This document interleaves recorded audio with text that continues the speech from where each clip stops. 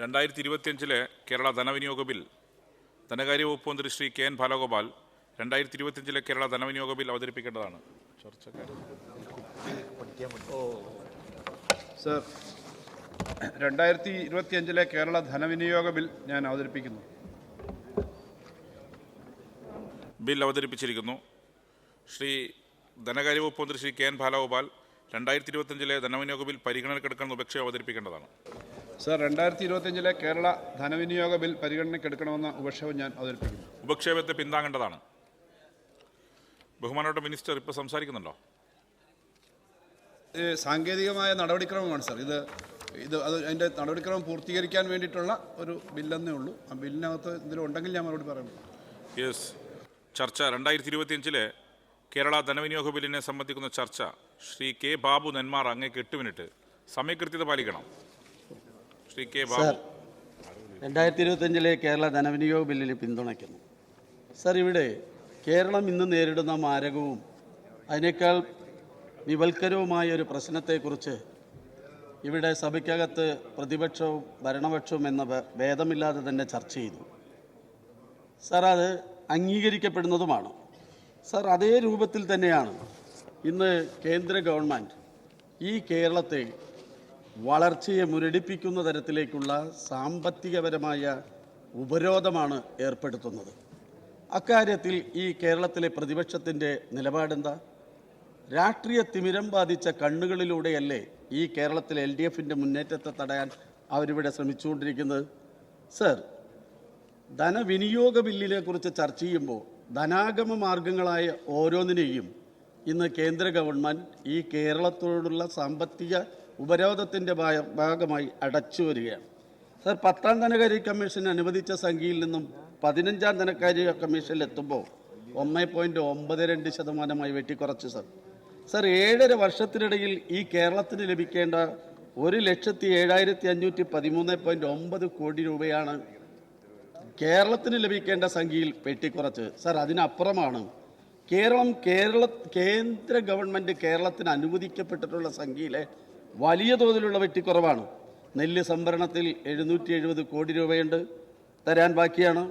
Sir, 8,56,456 പേർക്ക് കേന്ദ്രം അനുവദിക്കുന്ന 200, 300, 500 രൂപ പ്രകാരമുള്ള പെൻഷൻ ഇനത്തിൽ 24.30 കോടി രൂപ വെച്ച് 2 മുതൽ 17 മാസത്തെ ബാക്കിയാണ്.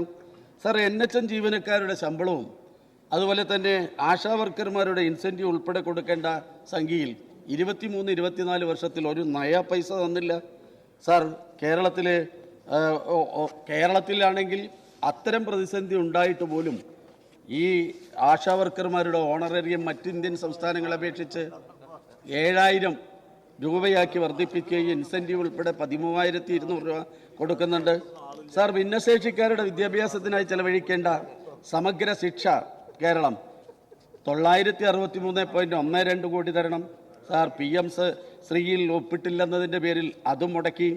സാർ, UGC ശമ്പള പരിഷ്കരണത്തിൻ്റെ ഭാഗമായി കേന്ദ്ര ഗവൺമെൻറ് പ്രഖ്യാപിച്ച ശമ്പളം മുഴുവൻ ഇവിടുത്തെ അധ്യാപകർക്ക് നൽകി. പക്ഷേ കേന്ദ്രം തരേണ്ട സംഖ്യ തരുന്നില്ല. സാർ, ഉച്ചഭക്ഷണത്തിൻ്റെ കേന്ദ്രാവിഷ്കൃത പദ്ധതിയിൽ ഈ കേരളത്തിന് അനുവദിക്കപ്പെടുന്ന സംഖ്യയിൽ പോലും വെട്ടിക്കുറവാണ്. സാർ, പക്ഷേ ഈ കേരളം അതുപോലെ തന്നെ നികുതി എടുത്തു നോക്കും. നികുതിയേതരവും കേന്ദ്ര പദ്ധതിയുടെ വിഹിതം UPക്ക് കൊടുക്കുന്നത് 2,55,172 കോടിയാണ്. ബീഹാറിന് 1,43,069.43 കോടിയാണ്. സാർ, കേരളത്തിന് 27,382 കോടി മാത്രമാണ്. സാർ, ഇത് അനീതിയല്ലേ? മഹാരാഷ്ട്രയ്ക്ക് ഈ കേരളത്തിലെ റെയിൽവേയുടെ വികസനം നോക്കണം. മഹാരാഷ്ട്രയ്ക്ക് 23,778 കോടി, ഉത്തർപ്രദേശിന് 19,858 കോടി. സാർ, ശരിയായ രൂപത്തിൽ ടിക്കറ്റ് എടുത്ത് യാത്ര ചെയ്യുന്ന ഈ കേരളത്തിലെ ജനതയ്ക്ക് 3,042 കോടി. എന്തൊരു അന്യായമാണ് സാർ! ആത്മാഭിമാനമുള്ള കേരളീയർ അർഹതപ്പെട്ട ചോദിച്ചാൽ എന്തെല്ലാം അനീതിയാണ് പറയുന്നത്. കേരളത്തിൽ നിന്നും കേന്ദ്രത്തിലേക്ക് പോയിട്ടുള്ള 2 അരമുറി മന്ത്രിമാരുണ്ട്. ഒന്ന് തൃശ്ശൂരിൽ നിന്നുള്ള സുരേഷ് ഗോപി, അദ്ദേഹമാണ്. ബഡ്ജറ്റിൽ പണം ലഭിച്ചില്ലെന്ന് പറഞ്ഞ് ബഡ്ജറ്റിൽ പണം ലഭിച്ചില്ലെന്ന് പറഞ്ഞ് കേരളം നിലവിളിക്കുകയില്ല. എന്തു വേണമെന്ന് പറഞ്ഞ് പുലമ്പിയിട്ട് കാര്യമില്ല. തരുന്ന പണം ചെലവഴിച്ച് അടങ്ങി ഒതുങ്ങിയിരുന്നോളണം. ഈ കേരളത്തിന്റെ ആത്മാഭിമാനത്തെയല്ല സാർ ചോദ്യം ചെയ്യുന്നത്. 3.5 കോടി മലയാളികളുടെ ആത്മാഭിമാനത്തെയാണ് സാർ ചോദ്യം ചെയ്യുന്നത്. അതുപോലെ തന്നെയാണ് മറ്റൊരു മന്ത്രിയുണ്ട്, കോട്ടയത്ത് നിന്നാണ്. അദ്ദേഹം പറയുന്നത് ഈ ബസ് സ്റ്റാൻഡുകളിലും റെയിൽവേ സ്റ്റേഷനിലും ഒക്കെ കാണുന്നത് പോലെ ഭിക്ഷപാത്രവുമായി വല്ലതും തരണേ എന്ന് കേന്ദ്ര ഗവൺമെന്റിന് മുന്നിൽ എന്തുകൊണ്ട് നിങ്ങൾ ഒച്ചാനിച്ച് നിൽക്കുന്നില്ല? കേരളം തകർന്നടിഞ്ഞു പോയിരിക്കുന്നു എന്ന് പറഞ്ഞാൽ ആ തരാനുള്ള പൈസ നിങ്ങൾക്ക് തരുമല്ലോ എന്നതാണ് പറയുന്നത്. സാർ, ഇത് അഭിമാനബോധമുള്ള മലയാളികളെ ആരെങ്കിലും അനുവദിക്കുന്നതാണോ സാർ? സാർ, അതിനെതിരെ പ്രതികരിക്കാൻ ഈ കേരളത്തിലെ പ്രതിപക്ഷം തയ്യാറാവുന്നുണ്ടോ? ആ കേരളത്തിലെ പ്രതിപക്ഷം, അതിനിവിടെ ഒരു പ്രതിപക്ഷമുണ്ടോ എന്ന് നാട്ടുകാർ ചോദിക്കുകയാണ്. സാർ, മാപ്രകൾ നൽകുന്ന ജീവവായുവും അവരവരുടെ നവമാധ്യമത്തിലൂടെയുള്ള ജീവിക്കുന്ന പ്രതിപക്ഷവുമല്ലാതെ പ്രതികരണശേഷിയുള്ളൊരു പ്രതിപക്ഷം ഈ കേരളത്തിൽ നഷ്ടമായില്ലേ സാർ? സാർ, കേരളത്തെ അവഗണനയുടെ പടുകുഴിയിലാഴ്ത്തുമ്പോഴാണ് അടുത്ത മുഖ്യമന്ത്രിയെക്കുറിച്ച് ഇവിടെ പ്രതിപക്ഷം ചർച്ച ചെയ്യുന്നത്. സാർ, ഞങ്ങളുടെ നാട്ടിലൊരു ചൊല്ലുണ്ട്, പുതപ്പ് പൊള്ളാച്ചിയിലാണ്, പക്ഷെ ഇവിടെയാണ് കാലിട്ട് കീറുന്നത് പോലെ. അതാരുമാകട്ടെ, അവിടെയൊക്കെ ഇതുപോലെ പ്രതിപക്ഷത്തിരിക്കാൻ അടുത്ത തെരഞ്ഞെടുപ്പ് കഴിയുമ്പോൾ അവ ഉണ്ടായിരിക്കട്ടെ ഇത്രയെങ്കിലും എണ്ണം എന്നാണ് ഞങ്ങൾക്ക് അതിനെക്കുറിച്ച് പറയാനുള്ളത്. സാർ, കിബി വെന്റിലേറ്ററിൽ കിടക്കുന്നു, സ്വപ്നം, അതുപോലെ തന്നെ ഭരണഘടനാ വിരുദ്ധം, വെറും വെള്ളാന, വരുമാനമുണ്ടാക്കാത്ത മോഡൽ, സർക്കാരിൻ്റെ പട്ടുകോണം, ഇതല്ലേ കിബിയെക്കുറിച്ച് അധിക്ഷേപിച്ച് ഇപ്പോൾ അവരവർ പറയുന്നത് എന്താ? ഇത് ഇവിടെ ആരുടെയും ഔദാര്യോ കുടുംബസ്വത്തോ തറവാട്ട് മുതലല്ല എന്നാണ്. പക്ഷേ അന്തസ്സും അഭിമാനവും തറവാടിത്വമുള്ള LDF സർക്കാർ അനുവദിക്കുന്നതാണെന്ന് പറയാൻ എന്താ പ്രതിപക്ഷത്തിന് തയ്യാറാവത്ത്? സാർ, ഈ സഭയിൽ ആർട്ടിഫിഷ്യൽ ഇന്റലിജൻസുമായി ബന്ധപ്പെട്ട ഒരു ചർച്ചയുണ്ടായി. ഞങ്ങളുടെ പ്രിയപ്പെട്ട പാർട്ടിയുടെ സംസ്ഥാന സെക്രട്ടറി പറഞ്ഞു എന്ന് പറഞ്ഞുകൊണ്ട് സാർ, അന്ന് പരിണിതപ്രജ്ഞനായ PK ബഷീർ പറഞ്ഞത് കമ്മ്യൂണിസ്റ്റ് മാനിഫെസ്റ്റോ അത് കാലഹരണപ്പെട്ടു എന്നാ. അത് മനുഷ്യനാവണം ബഷീർ എല്ലാവരുടെ സഭയിൽ, എങ്കിൽ മാത്രമേ അത് നിങ്ങൾക്ക് മനസ്സിലാവൂ. സാർ, 2008 സാമ്പത്തിക തകർച്ചയുണ്ടായപ്പോൾ ലോക മുതലാളിത്ത രാജ്യങ്ങളുടെ ഭരണത്തലവന്മാർ അന്വേഷിച്ചത് ബഷീർ പറയുന്ന മറ്റു പ്രത്യയശാസ്ത്രമല്ല, അത് കമ്മ്യൂണിസ്റ്റ് മാനിഫെസ്റ്റോയാണ്. അത് മനസ്സിലാക്കാനുള്ള കഴിവ് നിങ്ങൾക്കുണ്ടാവണമെന്നാണ് എനിക്ക് അതിനാണ് മനുഷ്യനാവണം എന്ന് ഞങ്ങൾ പറയുന്നത്. സാർ, ഇവിടെ വ്യാവസായിക രംഗത്തൊരു വലിയ പുരോഗതിയാണ് ഉണ്ടായത്, ഒരു സംശയമില്ല. സാർ, ഏറ്റവും സമാധാനപരമായി വ്യവസായ അന്തരീക്ഷം സൃഷ്ടിച്ചെടുക്കുന്നതിൽ 15-ൽ നിന്ന് 1-ാം സ്ഥാനത്തെത്തിയത് ഈ കേരളമാണ്. സാർ, ഇപ്പോഴും UDF സൈനികളെ പോലെ വഴിമുടക്കുകയല്ലേ ചെയ്യുന്നത്? സാർ, കഴിഞ്ഞ സഭയ്ക്കകത്ത് ചർച്ച ചെയ്യുമ്പോൾ മാത്യു കുഴൽനാടൻ അദ്ദേഹം ഇവിടെ പറയുകയാണ്, എന്താ പറഞ്ഞത്? ഇത് ആസ്പിരേഷനാണ്, അതൊരു ഇൻസ്പിരേഷൻ അല്ല എന്ന്. അദ്ദേഹത്തിൻ്റെ ആസ്പിരേഷൻ സർട്ടിഫിക്കറ്റ് കേരളത്തിൻ്റെ വികസന മുന്നേറ്റത്തിന് ആവശ്യമില്ല. അതാണ് എറണാകുളത്ത് വെച്ചിരുന്ന ഇൻവെസ്റ്റ്മെന്റ് മീറ്റ്. 1,52,000 കോടി രൂപയാണ് ഈ കേരളത്തിൻ്റെ വികസന സാധ്യതകൾ ഉപയോഗപ്പെടുത്തിക്കൊണ്ട് ലോകത്തിൻ്റെ വിവിധ കോണുകളിലുള്ള വ്യവസായികൾ ഈ കേരളത്തിലേക്ക് വരുന്നത് എന്നതിൽ ഞങ്ങൾ സന്തോഷിക്കുകയാണ്.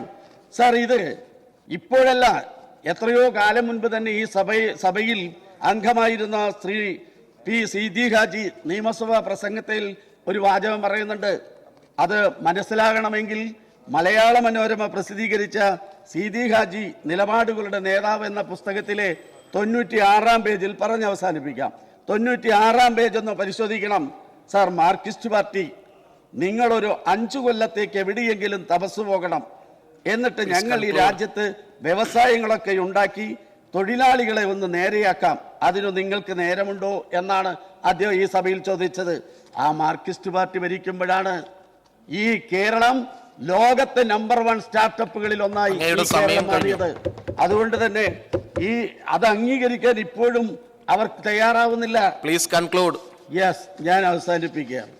സാർ, അതിന്റെ ചുവട് പിടിച്ചുകൊണ്ടാണ് അതിന്റെ ചുവട് പിടിച്ചുകൊണ്ടാണ് ഇപ്പോൾ DYFI ഇന്ത്യയിലെ യുവജന പ്രസ്ഥാനം മാവാസോ സ്റ്റാർട്ടപ്പ് ഫെസ്റ്റിവൽ സംഘടിപ്പിക്കുന്നത്. അതും മറ്റൊരു മാതൃകയാണ്. സാർ, ഈ കേരളത്തിന്റെ മുന്നേറ്റത്തിന് കേന്ദ്ര ഗവൺമെന്റ് ഇന്ന് സമയം കഴിഞ്ഞു. അനുവർത്തിച്ചു വരുന്ന നയങ്ങൾക്കെതിരെ പ്രതികരിക്കാൻ ഈ പ്രതിപക്ഷം കൂടെ ഒന്നിച്ചു നിൽക്കണം എന്ന അഭ്യർത്ഥനയോടുകൂടി ഞാൻ അവസാനിപ്പിക്കും. ശ്രീ കുറുക്കോറി മൊയ്തീൻ, അങ്ങേക്ക് 5 മിനിറ്റ്. സർ, ഞാൻ ഈ ധനവിനിയോഗ ബില്ലിനെ എതിർക്കുകയാണ്. സർ, പൊള്ളയായ ഒരു ബജറ്റ് ആലങ്കാരികമായി അവതരിപ്പിച്ചതിന് ബഹുമാന്യ മന്ത്രിയെ അഭിനന്ദിക്കേണ്ടതുണ്ട്. നമ്മുടെ കേന്ദ്രം കേരളത്തോട് ചെയ്ത പോലെ തന്നെ അതിന് സമാനമായൊരു ബജറ്റ് ഇവിടെയും അവതരിപ്പിച്ചു.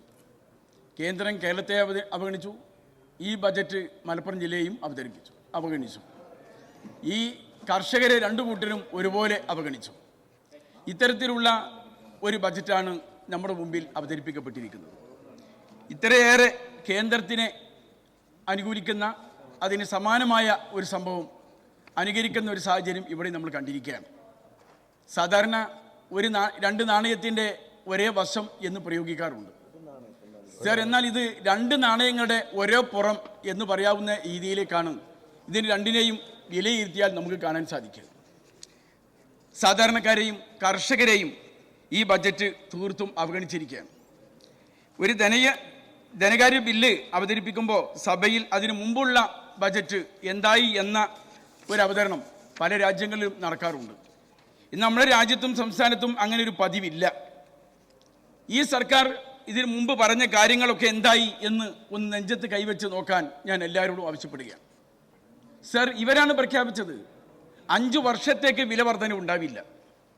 5 വർഷത്തേക്ക്. അതേപോലെ തന്നെ ഇവിടെയുള്ള മുഴുവൻ കാർഷികോൽപ്പന്നങ്ങളും അതിൻ്റെ ഉൽപ്പാദന ചെലവിൻ്റെ 150% നിരക്കിൽ സംഭരിക്കാൻ സംവിധാനം ഉണ്ടാക്കും. ഒരു തുള്ളി മദ്യം പോലും അധികമായി ഒഴിക്കില്ല.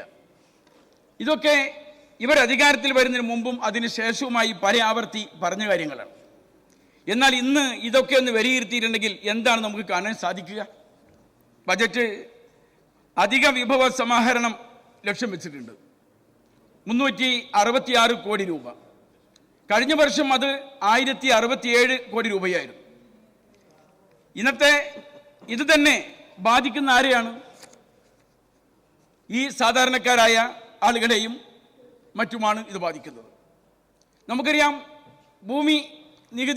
ഭൂമിയുടെ നികുതി വർദ്ധിപ്പിച്ചു, കോടതി ചെലവുകൾ വർദ്ധിപ്പിച്ചു. ഇതതിന് ഉദാഹരണങ്ങളാണ്.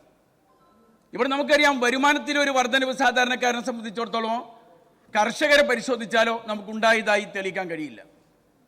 എന്നാൽ അവരുടെ ജീവിത ചെലവ് ഈ ഒരു 5-6 വർഷത്തിന് മുമ്പുണ്ടായിരുന്നതിനേക്കാൾ ഇരട്ടിയിൽ കൂടുതൽ വന്നിരിക്കുന്നു എന്നുള്ളതാണ് വസ്തുത. ഇവിടെ മൂലധന ചെലവിന് വേണ്ടി നമ്മൾ കടമെടുക്കുന്നുണ്ട്. എന്നാൽ CAG റിപ്പോർട്ട് തന്നെ അതിൽ 87% വകമാറ്റി ചെലവഴിച്ച് എന്ന് വിമർശനം കേൾക്കേണ്ടി വന്നിരിക്കുകയാണ്. ഇവിടെ വിലക്കയറ്റം ഇടതുപക്ഷക്കാരൊക്കെ മുമ്പ് ഞങ്ങളുടെ ഗവൺമെൻറ്റുള്ളപ്പോൾ പറഞ്ഞിരുന്നു, വാണം പോലെ കുതിച്ചു കയറുന്നു എന്ന്. സർ, എന്നാൽ ഇപ്പോൾ റോക്കറ്റ് പോലെയല്ലേ കയറുന്നത്? അതുകൊണ്ട് ഇതിനൊക്കെ ഒരു മാറ്റം ഈ ബജറ്റിലൊക്കെ ഉണ്ടാകുമെന്ന് ജനങ്ങൾ പ്രതീക്ഷിച്ചിരുന്നു. എന്നാൽ ഈ സർക്കാരിൻ്റെ പ്രതിബദ്ധത മധ്യവർഗത്തോടും സമ്പന്നരോടും മാത്രമാണ് എന്ന് തെളിയിക്കപ്പെട്ടിരിക്കുകയാണ്. ഇവിടെ ക്ഷേമ പെൻഷൻ 2026 കൂടി ആകുമ്പോഴേക്ക് 2500 രൂപയാക്കി വർദ്ധിപ്പിക്കുമെന്ന് നിങ്ങൾ പറഞ്ഞതാ. ഇപ്പം എന്താണ് സ്ഥിതി?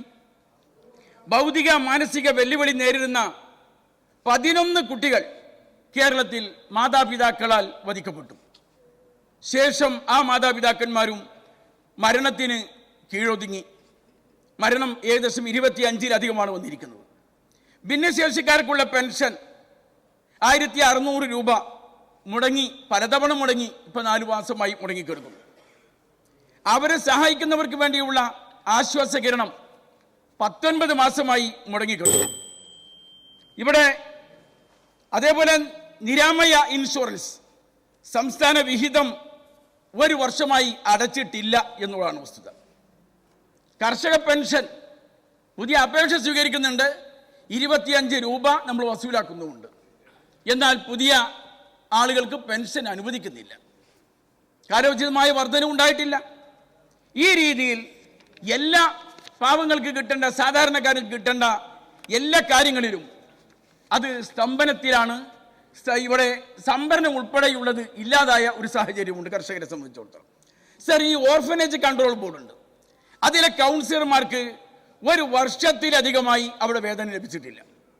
2021 സർക്കാർ ഉത്തരവ് പ്രകാരം സോഷ്യൽ വർക്കേഴ്സ് തസ്തികക്ക് നിശ്ചയിച്ച അടിസ്ഥാന ശമ്പളം 29,535 രൂപയാണ്.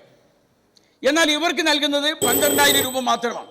അങ്ങയുടെ സമയം അതുപോലും മുടങ്ങിയിരിക്കുന്നു എന്നുള്ളതാണ് വസ്തുത. ഈ രീതി എല്ലാ തലങ്ങളിലും പാവങ്ങളെ സംബന്ധിച്ചിടത്തോളം തകർച്ചയുടെ കഥകൾ മാത്രമാണ് പറയാനുള്ളത്. നമ്മുടെ സെക്രട്ടേറിയറ്റിന് മുമ്പിൽ 22 ദിവസമായി നമ്മുടെ ആശാ വർക്കർമാർ സമരത്തിലാണ്. നിങ്ങൾ ആലോചിച്ച് നോക്കൂ. അവരുടെ സമയം കഴിഞ്ഞു. അവരെ 2007 നമ്മുടെ സർക്കാർ, കേന്ദ്ര സർക്കാർ ആ വിഭാഗത്തെ ഇവിടെ ആരംഭിക്കുന്നത്, ആശാ വർക്കർമാരുടെ ചുമതല. 2011 വരെ അവർക്ക് ഒരു നയാ പൈസ ആരും കൊടുത്തിട്ടില്ല. എന്നാൽ സർ, ഉമ്മൻചാണ്ടിയുടെ സർക്കാരാണ് ആദ്യമായി വേതനം കൊടുത്തത്. 3 വർഷം കൊണ്ട് ആ തുക 6 മിനിറ്റ്. സർ, 2025 ഇവിടെ അവതരിപ്പിച്ച ഉപധനാഭ്യർത്ഥനകളെ സംബന്ധിക്കുന്ന വിനിയോഗ ബില്ലിനെ ഞാൻ പൂർണ്ണമായും അങ്ങയുടെ സമയം കഴിഞ്ഞു. ഇപ്പുറത്തെ പ്രസംഗം തുടങ്ങി. കേന്ദ്ര സർക്കാർ സാമ്പത്തികമായി നമ്മുടെ സംസ്ഥാനത്തെ ഞെരുക്കുന്നതിനിടയിലും നിരവധിയായ വികസനക്ഷേമ പദ്ധതികൾ ആണ് സംസ്ഥാന ബഡ്ജറ്റിൽ ഉൾപ്പെടുത്തിയിട്ടുള്ളത്.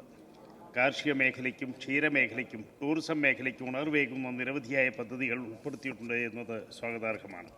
സർ, 14ാം ധനകാര്യ കമ്മീഷൻ ശുപാർശ പ്രകാരം കേന്ദ്ര നികുതി വിഹിതമായി നമ്മുടെ സംസ്ഥാനത്തിന് 2.5% നൽകിയിരുന്നത് നിലവിൽ 1.92% കുറച്ചിരിക്കുകയാണ്. ബഹുമാനപ്പെട്ട കേന്ദ്ര ധനകാര്യമന്ത്രി ശ്രീമതി നിർമ്മല സീതാരാമൻ ഫെബ്രുവരി 1 അവതരിപ്പിച്ച കേന്ദ്ര ബഡ്ജറ്റ് ജനവിരുദ്ധവും രാജ്യത്തെ പൗരന്മാരുടെ അടിസ്ഥാന ആവശ്യങ്ങൾ വിസ്മരിച്ചുകൊണ്ടുള്ളതുമാണ്. രാജ്യം നേരിടുന്ന ഗുരുതര വിഷയങ്ങളും പണപ്പെരുപ്പവും വിലക്കയറ്റവും അഭിസംബോധന ചെയ്യുന്ന യാതൊരു നിർദ്ദേശവും കേന്ദ്ര ബഡ്ജറ്റിൽ ഉൾപ്പെടുത്തിയിട്ടില്ല. സമ്പന്നവർഗ താൽപ്പര്യം സംരക്ഷിക്കുന്ന നയമാണ് മോദി സർക്കാർ ബഡ്ജറ്റിലൂടെ അവതരിപ്പിച്ചിരിക്കുന്നത്. കോർപ്പറേറ്റ് കമ്പനികൾക്കും സമ്പന്നർക്കും ആനുകൂല്യം വാരിക്കോരി നൽകുന്ന സമീപനമാണ് സ്വീകരിച്ചിരിക്കുന്നത്. പൊതുമേഖലാ സ്ഥാപനങ്ങൾ സ്വകാര്യ കുത്തകൾക്ക് അടിയറ വയ്ക്കുന്ന പതിവ് രീതിയിലും മാറ്റം വരുത്തിയിട്ടില്ല. വൈദ്യുതി മേഖലയും സ്വകാര്യവൽക്കരിക്കാനുള്ള ഊർജിത ശ്രമമാണ് BJP സർക്കാർ നടത്തുന്നത്. ഭക്ഷ്യ സബ്സിഡി, തൊഴിലില്ലായ്മ, വിദ്യാഭ്യാസം, കർഷകക്ഷേമം, ആരോഗ്യം, ഗ്രാമീണ വികസനം, സാമൂഹ്യ സുരക്ഷാ പദ്ധതി തുടങ്ങി പൗരന്മാരുടെ നിത്യജീവിതത്തെ ബാധിക്കുന്ന വിഷയങ്ങളിൽ കേന്ദ്ര ബഡ്ജറ്റ് ശ്രദ്ധ ഊന്നിയിട്ടില്ല. രാജ്യത്തെ പാർശ്വവൽകൃത ജനവിഭാഗം ആശ്രയിക്കുന്ന ദേശീയ ഗ്രാമീണ തൊഴിലുറപ്പ് പദ്ധതിയിൽ നിന്നും 1.55 കോടി ഗുണഭോക്താക്കളെ ഒഴിവാക്കിയത് അങ്ങേയറ്റം പ്രതിഷേധാർഹമാണ്. ചെറുകിട തേയില, ഏലം, കാപ്പി, റബ്ബർ കർഷകർക്ക് കേന്ദ്ര ബഡ്ജറ്റ് നിരാശയാണ് നൽകിയത്. രാജ്യത്തെ എല്ലാ സംസ്ഥാനങ്ങളെയും തുല്യനിലയിൽ കാണേണ്ട കേന്ദ്ര സർക്കാർ കേരളത്തെ ബഡ്ജറ്റിൻ്റെ പടിക്ക് പുറത്തു നിർത്തി കേരളമെന്ന വാക്ക് പോലും ഉപയോഗിക്കാതെ കേരള ജനതയെ ആകമാനം അവഗണിക്കുന്ന നിലപാടാണ് സ്വീകരിച്ചത്. സർ, കേരളത്തിലെ ന്യായമായി ലഭിക്കേണ്ട സാമ്പത്തിക സഹായം പോലും അവഗണിച്ച് കേരളത്തെ സാമ്പത്തികമായി ഞെരുക്കി തകർത്തു കളയാൻ ഉള്ള ശ്രമമാണ് നടക്കുന്നത്. സർ, കഴിഞ്ഞ 8 വർഷത്തെ പ്രവർത്തനം കൊണ്ട് LDF സർക്കാർ കേരളത്തെ സാമ്പത്തികമായും സാമൂഹികവുമായുള്ള സുസ്ഥിര വികസനത്തിന് അടിത്തറ പാകിയിട്ടുണ്ട്. വികസന കാര്യത്തിൽ ഇന്ത്യയിലെ പല സംസ്ഥാനങ്ങളിലും 1ാം സ്ഥാനത്ത് നിൽക്കുന്ന കേരളത്തെ അപമാനിക്കുന്ന പ്രസ്താവനയാണ് കേരളത്തിൽ നിന്നുള്ള കേന്ദ്ര സഹമന്ത്രിയിൽ നിന്നും ഉണ്ടായത്. കേന്ദ്ര സർക്കാരിൻ്റെ ബഡ്ജറ്റ് വിഹിതം കേരളത്തിൽ ലഭിക്കണമെങ്കിൽ കേരളം പിന്നോട്ട് പോകണോ എന്നാണ് കേരളത്തിലെ പൊതുജനങ്ങൾ ചോദിക്കുന്നത്. സർ, രാജ്യത്തിലുണ്ടായ ഏറ്റവും വലിയ ഉരുൾപൊട്ടലിൽ എല്ലാം നഷ്ടപ്പെട്ട മുണ്ടക്കയിലെയും ചുരൽമലയിലെയും ജനങ്ങളെ പുനരധിവസിപ്പിക്കാനുള്ള സഹായം ആവശ്യപ്പെട്ടിട്ടും ഒരു നയാ പൈസ പോലും കേന്ദ്ര ബഡ്ജറ്റിൽ ഉൾക്കൊള്ളിച്ചിട്ടില്ല എന്നത് പ്രതിഷേധാർഹമാണ്. വയനാട്ടിലുണ്ടായ ദുരന്തം അതിതീവ്ര ദുരന്തമായി പ്രഖ്യാപിക്കാനും 6 മാസമെടുക്കും. സർ, കഴിഞ്ഞ ദിവസവും കോൺഗ്രസിൻ്റെ നേതൃത്വത്തിൽ വയനാട് കളക്ട്രേറ്റ് ഉപരോധിക്കുകയുണ്ടായി. ദുരന്തബാധിതരെ പുനരധിവസിപ്പിക്കുവാൻ കാലതാമസം നേരിടുന്നു എന്നായിരുന്നു ആവശ്യം. വയനാട് ദുരന്തമുണ്ടായത് മുതൽ സംസ്ഥാന സർക്കാർ ദുരിതബാധിതരോടൊപ്പം നിന്നുകൊണ്ട് വേണ്ട സഹായം ചെയ്തു നൽകിയിട്ടുണ്ട് എന്നത് ഈ നാട്ടിലെ ജനങ്ങൾക്കേവർക്കും അറിയാവുന്നതാണ്. ദുരന്തവുമായി ബന്ധപ്പെട്ട് നയാ പൈസ പോലും കേരളത്തിന് നൽകാത്ത കേന്ദ്ര സർക്കാരിനെതിരെ പ്രതിഷേധിക്കാതെ സംസ്ഥാന സർക്കാരിനെതിരെയാണ് പ്രതിഷേധിക്കുവാൻ കോൺഗ്രസ് നേതൃത്വം ശ്രമിച്ചത്. ജനങ്ങൾക്കിടയിൽ തെറ്റിദ്ധാരണ പരത്തുന്നതിനായിരുന്നു ഈ നാടകം. ദുരിതബാധിതരെ പുനരധിവസിപ്പിക്കുവാൻ വേണ്ടി സംസ്ഥാന സർക്കാർ ഒരു നിമിഷം പോലും കാലതാമസം ഉണ്ടാക്കിയിട്ടില്ല എന്നത് ഏവർക്കും അറിയാവുന്ന കാര്യമാണ്. 8 വർഷം കൊണ്ട് നവകേരള സൃഷ്ടിക്കായി കേരളത്തെ മുന്നേറ്റ പാതയിലേക്ക് നയിക്കുന്ന LDF സർക്കാരിന് എല്ലാവിധ അഭിനന്ദനങ്ങളും ഈ സന്ദർഭത്തിൽ അറിയിക്കുകയാണ്. ഈ സർക്കാർ 3 വർഷം കൊണ്ട് 11,358 പട്ടികജാതിക്കാർക്ക് 607 ഏക്കർ ഭൂമി വിതരണം ചെയ്തു. ഈ സർക്കാർ അധികാരമേറ്റ് 3.5 വർഷത്തിനുള്ളിൽ പട്ടയ വിതരണത്തിൽ ചരിത്ര നേട്ടം കൈവരിച്ചിരിക്കുന്നത് കേരള സംസ്ഥാനം രൂപീകൃതമായതിനു ശേഷം മറ്റേതൊരു സർക്കാരും നൽകിയതിനേക്കാൾ ഈ സർക്കാർ അധികാരമേറ്റ് 3.5 വർഷങ്ങൾക്കുള്ളിൽ 1,80,888 പട്ടയം നൽകുവാൻ മുൻകൈയെടുത്ത വകുപ്പ് മന്ത്രിക്കും LDF സർക്കാരിനും ഈ വേളയിൽ അഭിവാദ്യം അർപ്പിക്കുന്നു. അന്താരാഷ്ട്ര വിനോദസഞ്ചാര കേന്ദ്രമായ വാഗമണിലെ സമഗ്രമായ വികസനത്തിനായി ഒരു മാസ്റ്റർ പ്ലാൻ തയ്യാറാക്കുവാൻ നടപടി സ്വീകരിക്കണമെന്ന് ഈ വേളയിൽ അഭ്യർത്ഥിക്കുകയാണ്. അന്താരാഷ്ട്ര നിലവാരത്തിൽ ഒരു ആർട്ട് വില്ലേജും വാഗമണിൽ സ്ഥാപിക്കേണ്ടതായിട്ടുണ്ട്. ലോക പ്രശസ്തമായ സർവകലാശാലകളുടെ സഹകരണത്തോടെ ആഗോള നിലവാരത്തിൽ കലാവിദ്യാലയം രൂപപ്പെടുത്തുകയെന്നതും ദൃശ്യകലയുടെ ഒരു ആഗോള കേന്ദ്രമായി ഇടുക്കി ജില്ലയിലെ വാഗൺ പ്രദേശത്തെ മാറ്റിയെടുക്കുവാൻ ഈ ആർട്ട് വില്ലേജ് സഹായകരമാകും. സർ, സംസ്ഥാനത്തെ തേയിലത്തോട്ടം മേഖല തകർച്ചയുടെ വക്കിലാണ്. ഭൂപരിഷ്കരണ നിയമത്തിൻ്റെ ഇളവ് ലഭിച്ച വൻകിട തേയിലത്തോട്ട ഉടമകൾ കൈവച്ചിരിക്കുന്ന 10,000-കണക്കിന് ഏക്കർ തേയില കൃഷി ചെയ്യാതെ കാടുകയറി കിടക്കുകയാണ്. PV നരസിംഹറാവുവും ഡോക്ടർ മൻമോഹൻ സിംഗും ചേർന്ന് കൊണ്ടുവന്ന ആഗോളവൽക്കരണ നയത്തിൻ്റെ ഭാഗമായിട്ടാണ് തേയിലത്തോട്ടം മേഖലയുടെ തളർച്ചയ്ക്ക് തുടക്കം കുറിച്ചത്. അന്നു മുതൽ ഇന്ന് വരെ തേയിലത്തോട്ടം മേഖലയ്ക്ക് തകർച്ചയിൽ നിന്നും കരകയറുവാൻ സാധിച്ചിട്ടില്ല. ഈ സാഹചര്യത്തിൽ 10,000-കണക്കിന് തൊഴിലാളികളുടെ തൊഴിൽ നഷ്ടവും സംഭവിച്ചിട്ടുണ്ട് എന്നുള്ളത് യാഥാർത്ഥ്യമാണ്. ആയതിനാൽ തേയില മേഖലയെ തകർച്ചയിൽ നിന്നും കരകയറ്റുന്നതിനും തൊഴിലാളികളുടെ തൊഴിൽ നഷ്ടപ്പെടാതിരിക്കുവാനും ഒരു സമഗ്രമായ ഒരു നയം നടപ്പിലാക്കേണ്ടതായിട്ടുണ്ട്. ഭൂപരിഷ്കരണ നിയമപ്രകാരം തോട്ടം എന്ന ആനുകൂല്യം കൈക്കലാക്കുകയും തോട്ടഭൂമിയിൽ കൃഷി ചെയ്യാതെ 25 വർഷത്തിലധികമായി പൂട്ടിയിട്ടിരിക്കുന്ന തോട്ടങ്ങളും തൊഴിൽ നൽകാതെയും തൊഴിലാളികളുടെ ക്ഷേമത്തിനു വേണ്ടി ഒരു കാര്യവും ചെയ്യാത്ത തോട്ട ഉടമകൾ ഏതെങ്കിലും കൈവശം വെച്ചിരിക്കുന്ന ഭൂമി ഏറ്റെടുക്കുകയോ മറ്റേതെങ്കിലും ഏജൻസിയെ കൊണ്ട് അത് നടത്തിക്കുവാൻ ശ്രമം നടത്തുകയോ ചെയ്യണമെന്ന് അഭ്യർത്ഥിച്ചുകൊണ്ട് ഈ ധനാഭ്യർത്ഥനകളെ സംബന്ധിക്കുന്ന ധനയോഗ ബില്ലിനെ ഒരിക്കൽ കൂടി അനുകൂലിച്ചുകൊണ്ട് എൻ്റെ പ്രസംഗം അവസാനിപ്പിക്കും. Doctor N. ജയരാജ്, സർ, ഞാൻ അങ്ങേക്ക് 2 മിനിറ്റ്. അപ്രോപ്രിയേഷൻ ബില്ലിനെ അനുകൂലിക്കുകയാണ്.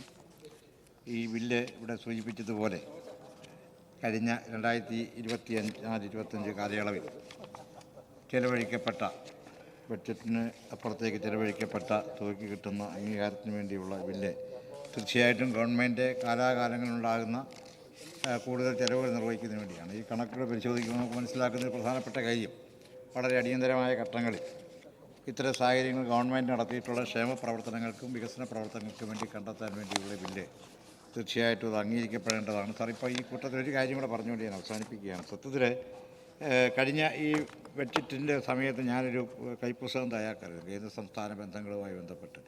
അതിനകത്ത് അന്ന് ഞാൻ പറഞ്ഞു വെച്ചതിൻ്റെ അഡീഷണലായിട്ടുള്ളൊരു കാര്യം കൂടി ഇപ്പോൾ സംഭവിച്ചിരിക്കുന്നത്, കേന്ദ്രം കേരളത്തോട് കാണിക്കുന്ന വലിയൊരു അവഗണന അത് പല തലങ്ങളിലുണ്ട്. പക്ഷേ അതോടൊപ്പം തന്നെയാണ് ഇപ്പോൾ ഏറ്റവും പുതിയ റിപ്പോർട്ട് പുറത്തു വന്നിരിക്കുന്നത്, നമുക്ക് സംസ്ഥാനങ്ങൾക്കാൾ നികുതി വിഹിതം വെട്ടിക്കുറയ്ക്കാൻ വേണ്ടി കേന്ദ്ര സർക്കാർ തീരുമാനിക്കുന്നു എന്നുള്ളതാണ്. നേരത്തെ നമുക്കറിയാം ഏതാണ്ട് 41%, 42-ൽ നിന്ന് 41% വെട്ടിക്കുറച്ചതാണ് ആദ്യം. ആ വിഹിതം 40% വെട്ടിക്കുറയ്ക്കാൻ തീരുമാനിക്കുകയാണ്. അങ്ങനെ ഏത് രൂപത്തിലും സംസ്ഥാനങ്ങളെ വല്ലാതെ ഞെരുക്കുന്ന ഒരു കേന്ദ്ര സംവിധാനത്തിൻ്റെ പിന്നിലാണ് നമ്മളിപ്പോഴും ഇത്തരം വികസന പ്രവർത്തനങ്ങൾ നടത്തുന്നത് എന്നുള്ളത് ഓർക്കേണ്ട ഒരു കാര്യമാണ്. ഈ വെട്ടിക്കുറയ്ക്കലോടുകൂടി കേരളത്തിന് 1,000 കോടി രൂപയുടെ നഷ്ടമാണ് ഉണ്ടാകാൻ പോകുന്നത്.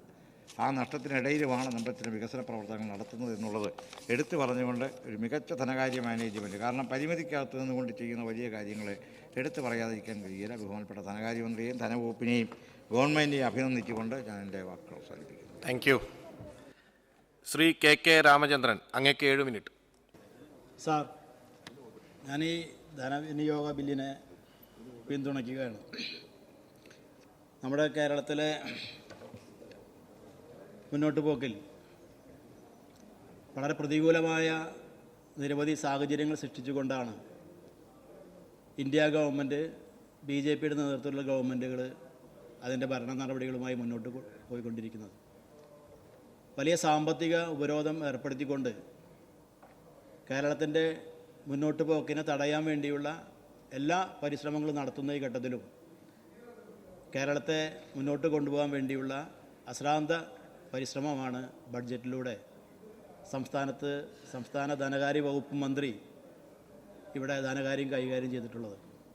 അതിൻ്റെ വകുപ്പും ആദ്യമായി പുതുക്കാട് അസംബ്ലി നിയോജക മണ്ഡലത്തിൽ ബഡ്ജറ്റിൻ്റെ ഭാഗമായിട്ടുള്ള പൊതുചർച്ചയുടെ ഭാഗമായി മറുപടി പറഞ്ഞപ്പോൾ ധനകാര്യ വകുപ്പ് മന്ത്രി 10-17 വർഷമായി പൂർത്തീകരിക്കപ്പെടാതിരുന്ന ഒരു പദ്ധതി, അതുപോലെ തന്നെ ആ പദ്ധതിയുടെ ഭാഗമായി നിർമ്മിച്ച അപ്രോച്ച് റോഡ് ഇതെല്ലാം തകർന്നതിൻ്റെ പശ്ചാത്തലത്തിൽ ആ പദ്ധതി പൂർത്തീകരിക്കാൻ വേണ്ടിയുള്ള പണം ഇത്രയേറെ ഉപരോധം ഏർപ്പെടുത്തിയിട്ടുള്ള പ്രത്യേക സാഹചര്യത്തിലും അതിനാവശ്യമായ തുക അത് മാറ്റിവെച്ച് ആ റോഡിൻ്റെയും ആ regulator cum ബ്രിഡ്ജിൻ്റെയും Attappally regulator cum ബ്രിഡ്ജിൻ്റെയും നിർമ്മാണം പൂർത്തീകരിക്കാൻ ആവശ്യമായ ഇടപെടൽ നടത്തുമെന്ന് പ്രഖ്യാപിച്ചതിൽ വളരെയധികം സന്തോഷമുണ്ട്.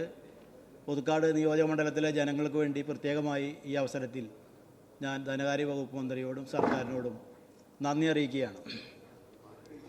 ഇവിടെ കേന്ദ്ര ഗവൺമെൻറ് നമുക്കറിയാം കോർപ്പറേറ്റുകൾക്ക് ഒരു വലിയ തോതിലുള്ള നികുതി ഇളവ് നൽകുക, അവർക്ക് നികുതി ചുമത്താതിരിക്കുക, 1% വരുന്ന ധനികർക്ക് വേണ്ടി അവരുടെ ആദായ നികുതിയിൽ ഇളവ് നൽകുക, മറിച്ച് 54% വരുന്ന കർഷകരുടെ അവരുടെ കാർഷിക വൃത്തിയിൽ ഏർപ്പെടുമ്പോൾ ഉണ്ടാവേണ്ട ഒരു സഹായം സബ്സിഡികൾ അത് 3486 കോടി രൂപയുടെ വെട്ടിക്കുറച്ചിലാണ് കേന്ദ്ര ഗവൺമെൻറ് അവർ ബഡ്ജറ്റിലൂടെ അത് പ്രഖ്യാപിച്ചത്.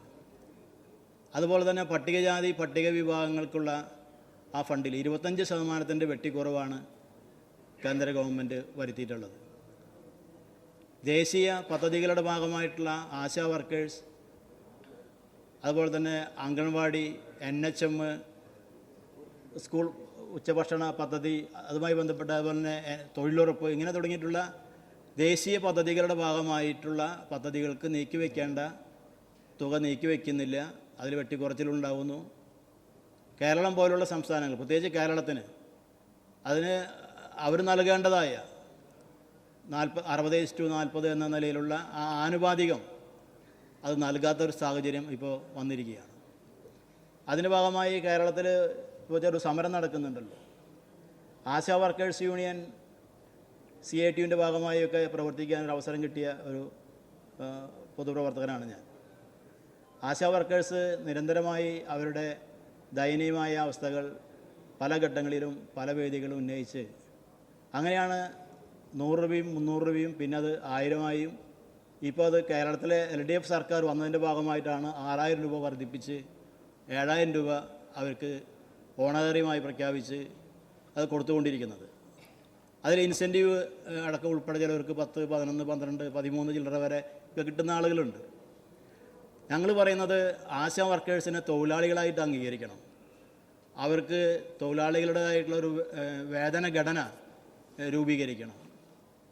അതുപോലെ തന്നെ PF, ESI പോലുള്ള ആനുകൂല്യങ്ങൾ ആശാ വർക്കേഴ്സിന് കൊടുക്കണം. ഇത് കേന്ദ്രാവിഷ്കൃത പദ്ധതിയാണെന്നുള്ളൂ കേന്ദ്ര ഗവൺമെൻറ്റാണ് അതിന് നടപടി സ്വീകരിക്കേണ്ടത്. അതിന് നമ്മുടെ സംസ്ഥാനം അത് ആവശ്യപ്പെട്ടിട്ടുണ്ട്. അത് ശക്തമായി നമുക്ക് കൂട്ടായി ആവശ്യപ്പെടേണ്ടതുണ്ട്. അതുപോലെ തന്നെ NHM പോലെയുള്ള പദ്ധതികൾ അതിൻ്റെ തുക വെട്ടിക്കുറയ്ക്കുന്നതിൻ്റെ ഭാഗമായി ആരോഗ്യ മേഖലയിൽ ചില പ്രയാസങ്ങൾ അനുഭവപ്പെടുന്നുണ്ട്. അതെല്ലാം സംസ്ഥാന സർക്കാരാണ് ഇപ്പോൾ അത് കൈകാര്യം ചെയ്തു പോകുന്നത്. അരാജക പ്രവണതയോടെയുള്ള സമരത്തിനൊന്നും നമ്മൾ ആരും എതിരല്ല. സമരങ്ങളൊക്കെ ന്യായമായ സമരങ്ങൾ അത് അതിൻ്റെ രീതിയിൽ ചർച്ച ചെയ്ത് പരിഹാരം കാണേണ്ടതാണ്. അരാഷ്ട്രീയമായ സമരങ്ങളോട് നമുക്ക് അതിനെ പ്രോത്സാഹിപ്പിക്കാൻ കഴിയില്ല. ഇപ്പോൾ എത്രയോ സമരങ്ങൾ ഇവിടെ ഉണ്ടായിട്ടുണ്ട്, അരാഷ്ട്രീയമായ സമരങ്ങൾ, അതൊന്നും നിലനിന്നില്ലല്ലോ. പെമ്പിളൈ ഒരുമൈ ഒരു സമരം UDF ഗവൺമെൻറ് കാലത്തായിരുന്നു.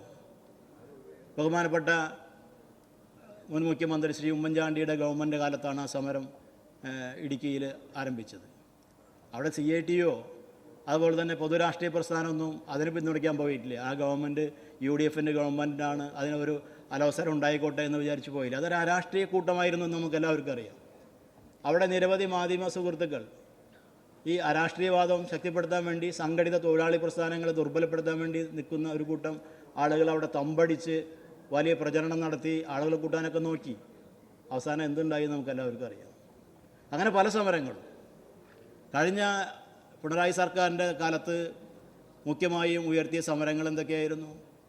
കേരളത്തിൻ്റെ വികസന പ്രവർത്തനങ്ങളുമായി ബന്ധപ്പെട്ട ആ വികസനങ്ങൾ നടക്കാതിരിക്കാൻ വേണ്ടിയുള്ള പല സമരങ്ങളായിരുന്നു. സ്ഥലമൊന്നും ഞാനിപ്പോൾ പറയുന്നില്ല, ആ പ്രശ്നങ്ങൾ പരിഹരിച്ചു പോയതാണ്. നാഷണൽ ഹൈവേയുടെ നിർമ്മാണവുമായി ബന്ധപ്പെട്ട് വയൽക്കിളികൾ എന്ന നിലയിലൊക്കെ അതിലാരൊക്കെ പങ്കെടുത്തത്, ആരൊക്കെ പങ്കെടുത്തെന്ന് ആലോചിക്കണം. BJP, കോൺഗ്രസ് ഇങ്ങനെ തുടങ്ങിയിട്ടുള്ള കുറേ രാഷ്ട്രീയ സംഘങ്ങളെല്ലാം ചേർത്തിട്ടാണ് സർക്കാരിൻ്റെ വികസന പ്രവർത്തനങ്ങളെ തടയാൻ വേണ്ടി അവർ പരിശ്രമിച്ചത്. പക്ഷെ അതിൽ കേരളത്തിലെ ജനങ്ങൾ അതെല്ലാം തിരിച്ചറിഞ്ഞു. അതാണ് പിന്നീട് സംഭവിച്ചത്. ആ സമരങ്ങൾ എവിടെ എത്തി? അത് ന്യായമായ രീതിയിൽ അവിടുത്തെ ആ നാഷണൽ ഹൈവേയുമായി ബന്ധപ്പെട്ട വികസനവുമായി ബന്ധപ്പെട്ട് ഭൂമി നഷ്ടപ്പെടുന്നവരെല്ലാം വിളിച്ചു ചേർത്ത് അവരെ കാര്യങ്ങൾ ബോധ്യപ്പെടുത്തി അവർക്ക് ന്യായമായ രീതിയിൽ നഷ്ടപരിഹാരം നൽകി ആ പ്രശ്നം പരിഹരിച്ചു. എല്ലായിടങ്ങളിലും ഇപ്പോൾ ഇവിടെ തിരുവനന്തപുരത്ത് നടക്കുന്ന സമരകേന്ദ്രത്തിൽ ആരൊക്കെയാണ് വരുന്നത്? ഇപ്പോൾ ഇന്നലെ അങ്ങോട്ട് സുരേഷ് ഗോപി വരുന്നത് കേട്ടു അല്ലേ? കേന്ദ്ര ഗവൺമെൻറ്റിനെതിരായിട്ട് ഒരു വരി സമരത്തിലുണ്ടോ? 100 കോടി രൂപ ഇവിടെ നമുക്ക് നൽകാൻ കെടുക്കുക. ആശാ വർക്കർമാർക്ക് ഇൻസെൻറ്റീവ് കൊടുക്കണ ഇനത്തിൽ 100 കോടി രൂപ കൊടുക്കാനുള്ളത് കേന്ദ്ര ഗവൺമെൻറ്റിന് എതിരായിട്ട് നിങ്ങൾ ആ പണം കൊടുക്കുമെന്ന് പറയണ്ടേ? കോൺഗ്രസ് പറയണ്ടേ? അവിടെ പോണ നേതാക്കന്മാർ പറയണ്ടേ? അതാണ് രാഷ്ട്രീയ പ്രേരിതമായ സമരമെന്ന് ജനങ്ങൾ വിലയിരുത്തുന്നത്. രാഷ്ട്രീയ പ്രേരിതമായ സമരങ്ങളെ രാഷ്ട്രീയമായി തന്നെ കൈകാര്യം ചെയ്യാൻ കഴിവുള്ള ഒരു സമൂഹമുള്ള സംസ്ഥാനമാണ് കേരളം എന്ന് ഓർക്കുന്നത് നന്നായിരിക്കും. ഞാൻ വീണ്ടും ഈ ധനവിനിയോഗ ബില്ലിനെ പിന്തുണച്ചുകൊണ്ട് ഞാനൊരു സംസാരം നിർത്തുന്നു. ശ്രീ തോമസ് കെ തോമസ്, അങ്ങേക്ക് 2 minute. Thank you sir. Sir, ഈ ധനവിനിയോഗ ബില്ലിനെ ഞാൻ പിന്തുണയ്ക്കുകയാണ്. കഴിഞ്ഞ 9 കൊല്ലം ആദരണീയനായ ഡോക്ടർ തോമസ് ഐസക് സാറും ശ്രീ KN ബാലഗോപാൽ അവറുകളും എല്ലാ പ്രതിസന്ധികളെയും അതിജീവിച്ച് സംസ്ഥാനത്തിൻ്റെ ധനകാര്യ മാനേജ്മെൻറ്റ് വിദഗ്ധമായി സുസ്ഥിരമാക്കിയിരിക്കുന്നു. കേന്ദ്ര സർക്കാരിൻ്റെ പ്രതികാര രാഷ്ട്രീയം സാമ്പത്തികമായി കേരളത്തെ ഞെരുക്കുന്നുവെന്ന് മാത്രമല്ല, ഫെഡറൽ സംവിധാനത്തെ തകർക്കുന്ന നിലയിലേക്ക് സാഹചര്യങ്ങളെ എത്തിക്കുന്ന അവസ്ഥയുണ്ടാക്കിയിരിക്കുന്നു. പുകമറ സൃഷ്ടിച്ചുകൊണ്ട് സംസ്ഥാനത്തെ തകർക്കുവാൻ കേന്ദ്രവും പ്രതിപക്ഷവും എല്ലാം ഒറ്റക്കെട്ടായി ശ്രമിച്ചിട്ടും ഇപ്പോൾ അവതരിപ്പിച്ച ബഡ്ജറ്റിലൂടെ ഒരു ഫീനിക്സ് പക്ഷിയെ പോലെ സംസ്ഥാനത്തിൻ്റെ സാമ്പത്തിക രംഗം ഉയർത്തെഴുന്നേറ്റിരിക്കുകയാണ്. സംസ്ഥാനം ഇന്ന് സമാധാനങ്ങളില്ലാത്ത വികസന കുറിപ്പിലാണ് സാർ. ഇപ്പോൾ നടക്കുന്ന ഇൻവെസ്റ്റ്മെൻറ്റ് മീറ്റിൽ ലക്ഷക്കണക്കിന് കോടി രൂപയുടെ നിക്ഷേപമാണ് സംസ്ഥാനത്തേക്ക് വരുന്നത്. സംസ്ഥാന ദേശീയ പാതകളെല്ലാം അന്തർദേശീയ നിലവാരത്തിൽ പുനർനിർമ്മിച്ചിരിക്കുന്നു. അടിസ്ഥാന മേഖലയിൽ വൻ വികസന കുതിപ്പാണ് ഈ സർക്കാരിൻ്റെ കാലത്ത് നടത്തുന്നത്. സാർ ബെല്ലടിച്ച് പഠിപ്പിക്കാതെ ഒന്ന് പറഞ്ഞോട്ടെ. സ്വകാര്യ മേഖലയിൽ ഉൾപ്പെടെ വൻ കുതിപ്പ് സംസ്ഥാനം കൈവരിച്ചിരിക്കുകയാണ്.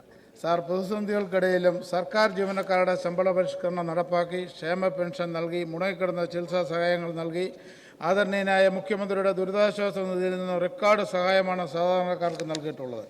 ഈ സർക്കാരിൻ്റെ ഓവറോൾ കാര്യങ്ങൾ വിലയിരുത്തുമ്പോൾ ഏറ്റവും നല്ല വികസന കുതിപ്പും ക്ഷേമ പദ്ധതികളുടെ നിർവഹണവുമാണ് ഞങ്ങൾക്ക് കാണുവാൻ കഴിയുന്നത്.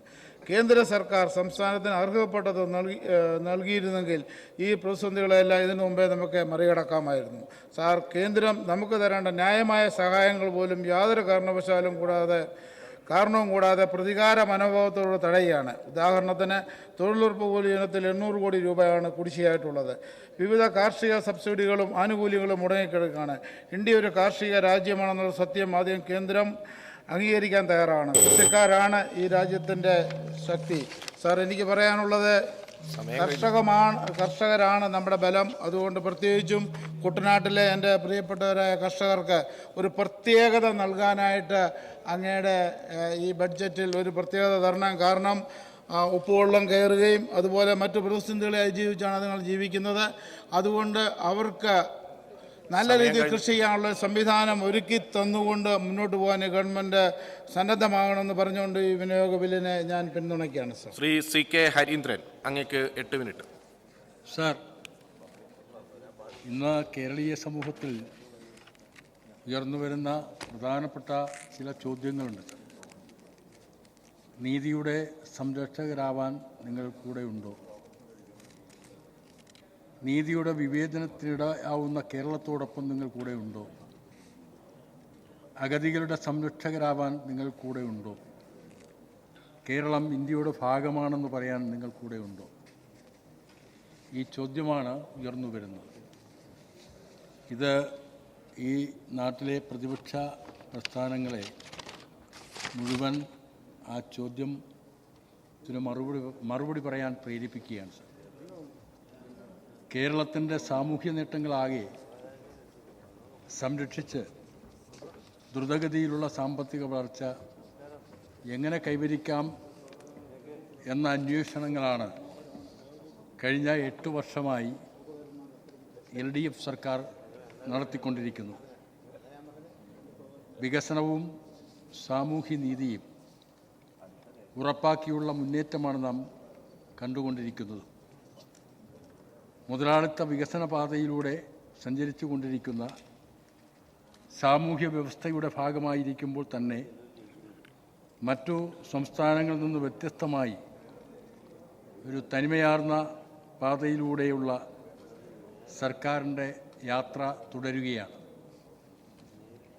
അങ്ങനെയൊരു ബദൽ സാധ്യമാണെന്നും അത് അർത്ഥപൂർണമായി നടപ്പാക്കാനാകുമെന്നും തെളിയിച്ചതിൻ്റെ സാക്ഷ്യപത്രമാണ് 25-26 അവതരിപ്പിച്ച ബഡ്ജറ്റ് എന്ന് നമുക്ക് കാണാൻ കഴിയും. കേരളം ഇപ്പോൾ അതിവേഗ സാമ്പത്തിക വളർച്ചയുടെ പുതിയ ഘട്ടത്തിലാണ്. നമ്മുടെ ആഭ്യന്തര ഉൽപ്പാദനം വർദ്ധിച്ചു, ധനക്കമ്മി കുറഞ്ഞു, റവന്യൂ കമ്മി കുറഞ്ഞു, ധനരംഗത്തുണ്ടായിരുന്ന പ്രതിസന്ധി മാറിക്കിട്ടി. നിർണായക ഘട്ടത്തെ നാം അതിജീവിച്ചുവെന്ന ധനമന്ത്രി തന്നെ ബഡ്ജറ്റ് അവതരിപ്പിച്ചുകൊണ്ട് നടത്തിയ പ്രസംഗം നമുക്ക് ഓർമ്മയുണ്ട്. എല്ലാ വെല്ലുവിളികളെയും നേരിട്ട് നാം നവകേരളത്തിലേക്ക് പ്രവേശിക്കുകയാണ്. ഇനി നാം പുതിയ കുതിപ്പിലേക്കാണ്. ഇതുവരെ നാം കൈവരിച്ച നേട്ടങ്ങൾ, അതോടൊപ്പം പുതിയ നേട്ടങ്ങൾക്ക് വേണ്ടിയുള്ള പുതിയ പദ്ധതികൾ, ഇവയെല്ലാം വ്യക്തമാക്കിയ ബഡ്ജറ്റാണ് 25-26 ബഡ്ജറ്റ്.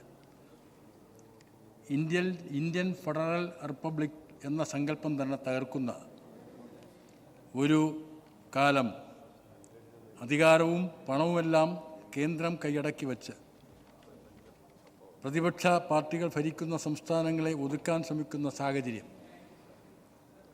ഇടതുപക്ഷമാണ് കേരളം ഭരിക്കുന്നത് എന്നതിനാൽ എല്ലാ വരുമാന മാർഗങ്ങളും സംസ്ഥാനത്തിന് നിഷേധിക്കപ്പെട്ടു. അപ്പോഴാണ് ഈ സമൂഹത്തിൽ ഉയർന്നു വന്ന ചോദ്യം, നീതിയുടെ സംരക്ഷകരാവാൻ നിങ്ങൾ കൂടെയുണ്ടോ? നീതിയുടെ വിവേചനത്തിനിടയാവുന്ന കേരളത്തോടൊപ്പം നിങ്ങൾ കൂടെയുണ്ടോ എന്ന് തുടങ്ങിയിട്ടുള്ള ചോദ്യങ്ങൾ ഈ സമൂഹത്തിൽ നിന്ന് ഉയർന്നു വന്നത്. 2 ലക്ഷം കോടി രൂപയുടെ വരവും അത്രയും തന്നെ ചെലവും ഉൾക്കൊള്ളുന്നതാണ് 2025-26 ബഡ്ജറ്റ്. കേരളം ഇതംപര്യന്തം ആദ്യമായി 2 ലക്ഷം കോടി രൂപയുടെ ബഡ്ജറ്റ് അവതരിപ്പിക്കാൻ ഈ സംസ്ഥാനം സാമ്പത്തിക രംഗത്ത് വളർന്നു എന്നത് എന്തുകൊണ്ടും അഭിനന്ദനീയമാണ്. ഇത് ഒരു സാമ്പത്തിക പുരോഗതിയെയാണ് ലക്ഷ്യം വയ്ക്കുന്നത്. 2 ലക്ഷം കോടി രൂപയുടെ ഒരു ബഡ്ജറ്റ്, അതാണ് അതിൻ്റെ പ്രത്യേകത. ഈ സംസ്ഥാനം അത്രമാത്രം സാമ്പത്തിക വളർച്ച കൈവരിച്ചിരിക്കുന്നു. കേരളീയ സമൂഹത്തിലുണ്ടാവുന്ന ചെറിയ മാറ്റങ്ങൾ ഉൾപ്പെടെ വിശകലനം ചെയ്തും ലോക സാഹചര്യങ്ങൾ വിലയിരുത്തിയും വരുംകാല കേരള വികസനത്തെ രൂപപ്പെടുത്തേണ്ടതുണ്ട്. ഇന്നത്തെ സന്ദർഭത്തിൽ നഗരവൽക്കരണത്തിൻ്റെ തോത് വർദ്ധിക്കുന്നതും ജനസംഖ്യയിൽ പ്രായമായവരുടെ എണ്ണം അധികരിക്കുന്നതും വിദേശ കുടിയേറ്റം വ്യാപകമാകുന്നതും കേരളത്തിലെ ജനനിരക്ക് കുത്തനെ ഇടിയുന്നതും എല്ലാം ബഡ്ജറ്റ് വളരെ സൂക്ഷ്മവും ഗൗരവത്തോടു കൂടിയാണ് വിലയിരുത്തിയിട്ടുള്ളത്. ഭാവി കേരളത്തിൻ്റെ വികസന മുൻഗണനകൾ ചിട്ടപ്പെടുത്തുമ്പോൾ ഈ ഘടകങ്ങളെല്ലാം കണക്കിലെടുക്കേണ്ടതുണ്ട് എന്ന് ബഡ്ജറ്റ് വ്യക്തമാക്കുന്നുണ്ട്. കേരളത്തിൻ്റെ സ്റ്റാർട്ടപ്പ് എക്കോസിസ്റ്റം രാജ്യത്ത് തന്നെ ഏറ്റവും മികച്ചതാണ്. ഇന്ത്യ ഗവൺമെൻറ് തന്നെ രാജ്യത്തെ ഏറ്റവും മികച്ച സ്റ്റാർട്ടപ്പ് അന്തരീക്ഷമുള്ള സംസ്ഥാനമായി കേരളത്തെ തിരഞ്ഞെടുത്തിരിക്കുന്നു. ഇക്കഴിഞ്ഞ കൊച്ചിയിലെ ഇൻവെസ്റ്റേഴ്സ് ഗ്ലോബൽ സബ്മിറ്റ് വഴി 1.5 ലക്ഷം കോടി രൂപയുടെ നിക്ഷേപം നൽകാൻ വിദേശത്തു നിന്നും സ്വദേശത്തു നിന്നും വ്യവസായികൾ കടന്നു വന്നത് അഭിമാനത്തോടു കൂടിയാണ് നാം ഓർക്കുന്നത്, ആവേശത്തോടു കൂടിയാണ് ഓർക്കുന്നത്. തൊഴിലില്ലാത്ത യുവാക്കളെ സംബന്ധിച്ചിടത്തോളം ഈ വ്യാവസായിക രംഗത്ത് കേരളം പുരോഗമിക്കുന്നത് അവർക്ക് വലിയ പ്രതീക്ഷയാണ് നൽകുന്നത്. ആശാവഹമായ പുരോഗതിയാണ് വ്യാവസായിക രംഗത്തുണ്ടായിക്കൊണ്ടിരിക്കുന്നത്. കേന്ദ്ര ഗവൺമെൻറ് തന്നെ പുരസ്കാരങ്ങൾ നിരവധി മേഖലകളിൽ നമ്മൾ ഏറ്റുവാങ്ങിയിട്ടുണ്ട്. ഇതെല്ലാം ലക്ഷ്യബോധത്തോടു കൂടി കേരളത്തിലെ ഗവൺമെൻറ് നടത്തിക്കൊണ്ടിരിക്കുന്ന പ്രവർത്തനങ്ങളുടെ ഗുണഫലമാണ് സാർ കേരളത്തിൽ വന്നു ചേർന്നത്. കേന്ദ്രം ഈ ഒരു ബഡ്ജറ്റ് അവതരിപ്പിക്കുകയുണ്ടായി. നിറങ്ങൾ കൊണ്ട് പിടിപ്പിച്ച ബഡ്ജറ്റ്, വർണ്ണം കൊണ്ട് പിടിപ്പിച്ച ബഡ്ജറ്റ്, നിരവധി വർണ്ണങ്ങളാൽ പൊതിഞ്ഞ ബഡ്ജറ്റ്. വിഭവസമാഹരണത്തിലും ചെലവഴിക്കലിലും കേന്ദ്ര സംസ്ഥാനങ്ങൾക്കിടയിൽ നിലനിൽക്കുന്ന അന്തരം കുറയ്ക്കുന്നതിനുള്ള യാതൊരു ശ്രമവും കേന്ദ്ര ധനകാര്യമന്ത്രി അവതരിപ്പിച്ച കേന്ദ്ര ബഡ്ജറ്റിലില്ല. കൃഷി, വ്യവസായം, കയറ്റുമതി, നിക്ഷേപം എന്നീ മേഖലകളെ വളർച്ചയുടെ എൻജിൻ അഥവാ യന്ത്രമായി, അതാണ് പുതിയ പ്രയോഗം, അതാണ് അങ്ങനെ ഒരു എൻജിൻ ആയി പറഞ്ഞെങ്കിലും ഇവയ്ക്ക് വേണ്ടി വിഭവം ബഡ്ജറ്റിലൂടെ നീക്കിവെക്കുന്നില്ല എന്ന യാഥാർത്ഥ്യം നമുക്കറിയാം. വയനാട് ദുരന്ത നിവാരണത്തിനായി സംസ്ഥാനം സമർപ്പിച്ച പാക്കേജ് തള്ളിക്കളഞ്ഞു. 35 ലക്ഷം കോടി വരവും 50 ലക്ഷം കോടി ചെലവും പ്രതീക്ഷിക്കുന്ന കേന്ദ്ര ബഡ്ജറ്റ് 15 ലക്ഷം കോടി കടമെടുക്കണം എങ്കിലേ വർഷാന്ത്യം ബഡ്ജറ്റ് നിർദ്ദേശം നടപ്പിലാക്കാനാവും. 15 ലക്ഷം കോടി കടമെടുക്കാൻ നിർദ്ദേശിക്കുന്നത് LIC 70% കഴിഞ്ഞ കാലങ്ങളിൽ വിറ്റഴിച്ചതെങ്കിൽ ബാക്കി വരുന്ന 30% കൂടെ വിറ്റഴിക്കുകയാണ്. പൂർണ്ണമായും LIC വിറ്റഴിക്കപ്പെടുകയാണ്. 57,000 കോടി രൂപയാണ് പൊതുമേഖല വിറ്റഴിച്ചുകൊണ്ട്, ഷെയറുകൾ വിറ്റഴിച്ചുകൊണ്ട് കേന്ദ്ര ഗവൺമെൻറ് സംഭരിക്കാൻ ബഡ്ജറ്റ് നിർദ്ദേശം വ്യക്തമാക്കുന്നത്. നമ്മുടെ രാജ്യത്ത് സമാഹരിക്കുന്ന വിഭവം ക്രമമായി കോർപ്പറേറ്റുകൾക്ക് കൈമാറുന്ന കാഴ്ച നാം കണ്ടുകൊണ്ടിരിക്കുകയാണ്. ഈ നില തുടർന്നാൽ ഈ വർഷാന്ത്യം 200 ലക്ഷം കോടി രൂപയുടെ കടക്കാരായി ഇന്ത്യ രാജ്യം മാറും.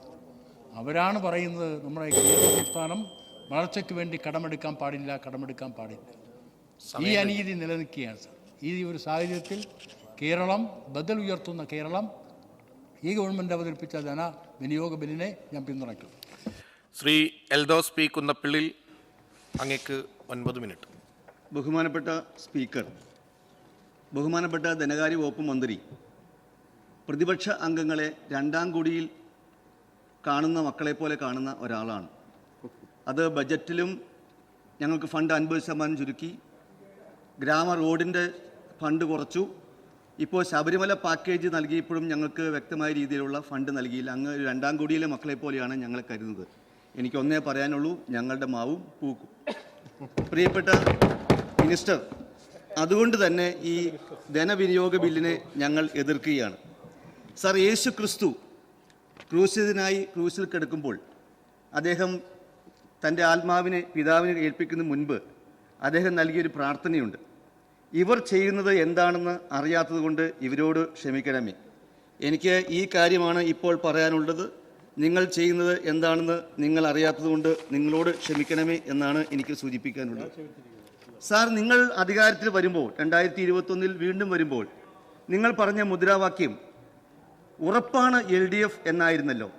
സാർ, 2021 ഇലക്ഷനിലെ പ്രചരണം എന്തായിരുന്നു എന്ന് ആ ഉറപ്പ് നിങ്ങൾക്കിപ്പോൾ ലക്ഷ്യബോധമില്ല.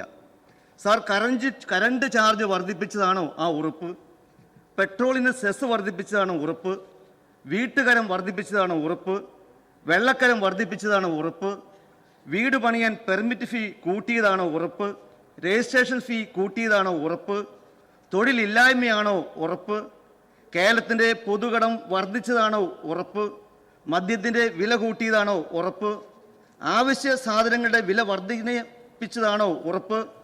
സപ്ലൈകോയിൽ ആവശ്യ വസ്തു ഇല്ല എന്നുള്ള ബോർഡ് വെച്ചതാണോ ഉറപ്പ്? യുവതലമുറയെ കൂട്ടത്തോടെ നാട് കടത്തുന്നതാണോ ഉറപ്പ്? തട്ടിപ്പുകാരെ കൊണ്ട് കേരളം നിറഞ്ഞതാണോ സാർ ഉറപ്പ്? കാട്ടുമൃഗങ്ങൾ കൂട്ടത്തോടെ കാടിറങ്ങി വരുന്നതാണോ സാർ ഉറപ്പ്? സാർ, ഇങ്ങനെ നിരവധി പ്രശ്നങ്ങൾ ഈ സമൂഹത്തിൽ ഉണ്ടായിട്ടും സംസ്ഥാന ഗവൺമെൻറ് അതിൽ ഇടപെട്ടുകൊണ്ട് ഒരു കാര്യവും ചെയ്യുന്നില്ല എന്ന് പറയുമ്പോൾ LDFൻ്റെ ഉറപ്പ് എവിടെയാണ് എന്ന കാര്യത്തിൽ ജനങ്ങൾക്ക് ബോധ്യപ്പെട്ടിരിക്കുകയാണ്. സാർ, നമ്മളെല്ലാം ആഗ്രഹിക്കുന്നത് ഇനിയും ജന്മമുണ്ടെങ്കിൽ നമുക്ക് മലയാളിയായി കേരളത്തിൽ ജനിക്കണമെന്നുള്ളതാണ് നമ്മൾ ആഗ്രഹിച്ചുകൊണ്ടിരുന്നത്. ഇന്ന് ആരെങ്കിലും ആഗ്രഹിക്കുന്നുണ്ടോ സാർ? സാർ, പത്രമാധ്യമങ്ങളിലെ വാർത്ത ഒന്ന് പരിശോധിക്കണം സാർ. ഓരോ ദിവസവും പത്രങ്ങളിൽ വരുന്ന വാർത്ത, എല്ലാ ദിവസവും ഫ്രണ്ട് പേജ് പൊട്ടിക്കരയുന്ന ഫോട്ടോകൾ മാത്രമാണ് സാർ എല്ലാ ദിവസവും പത്രമാധ്യമങ്ങളിൽ വരുന്നത്. സാർ, ഇന്നലെ 2-ാം തീയതി നമുക്കറിയാം, ഇത് പ്രാർത്ഥനയുടെ രാവുകളാണ്. മുസ്ലിം സമുദായത്തിന് വളരെ പ്രാർത്ഥനയുടെ രാവുകളാണ് കടന്നു പോകുന്നത്. ക്രിസ്ത്യൻസിന് വലിയ നോമ്പാണ്. ഈ നോമ്പും ഈ പ്രാർത്ഥനാ നിർഭരമായി ദിവസം ആരംഭിക്കുമ്പോൾ മാതൃഭൂമിയുടെ ഫ്രണ്ട് പേജ് വേണ്ട മക്കളെ എന്നുള്ളതാണ്. നമ്മളിന്ന് ഒട്ടേറെ തവണ ഇത് ചർച്ച ചെയ്ത കാര്യമാണ് സാർ. താമരശ്ശേരിയിൽ ഉണ്ടായിട്ടുള്ള അതിദാരുണമായ ആ ഒരു കൊലപാതകം നമ്മുടെ എല്ലാവരുടെയും മനസ്സലിയിപ്പിക്കുന്നതും വേദനിപ്പിക്കുന്നതുമാണ് സാർ. സാർ, അവിടെ അതുമാത്രമല്ല, ഈ കുട്ടികൾ എന്തുകൊണ്ട് ഇങ്ങനെ പ്രവർത്തിക്കുന്നു സാർ, ഇന്ന് ചർച്ച ചെയ്തതാണ്. അവർ അയക്കുന്ന മെസ്സേജസുകൾ ഒക്കെ നോക്കുമ്പോൾ നമുക്ക് ഭയമാവുന്ന അവസ്ഥയാണ് സാർ ഉള്ളത്. ഇത് മാത്രമാണ്, ഇന്നും ഇത് തന്നെ മനോരമയിൽ 2-ാം പേജിൽ ഒരു ഫോട്ടോയുണ്ട് സാർ. ആശാ വർക്കർമാർ മഴ നനഞ്ഞ് നിൽക്കുമ്പോഴാണ്. മഴ നനഞ്ഞ് നിൽക്കുന്നു. 22 ദിവസമായി ആശാ വർക്കർമാർ, നമുക്കറിയാം സാർ, ഒരു മാലാകമാരില്ലേ അവർ, എത്രമാത്രം പാടുപെടുന്നവരാണ്. പഞ്ചായത്ത് മെമ്പറേക്കാൾ കൂടുതലായി വാർഡുകളിൽ ജോലി ചെയ്യുന്ന ആശാ വർക്കർമാർ ഇന്നലെ വലിയൊരു മഴ പെയ്തു. ആ മഴയത്ത് അവരവിടെ ഒരു ടാർപ്പോ കൊണ്ട് കെട്ടി മഴ നനയാതെ ഇരിക്കാൻ നോക്കി. ഉടനെ പോലീസ് അധികാരികൾ ഓടിയെത്തി അത് അഴിച്ചു മാറ്റാൻ പറയുക. എന്താ സാർ ഈ കാണിക്കുക? നമ്മുടെ ആശാ വർക്കർമാർ നമ്മുടെ അമ്മമാരല്ലേ, സഹോദരിമാരല്ലേ, പെങ്ങന്മാരല്ലേ?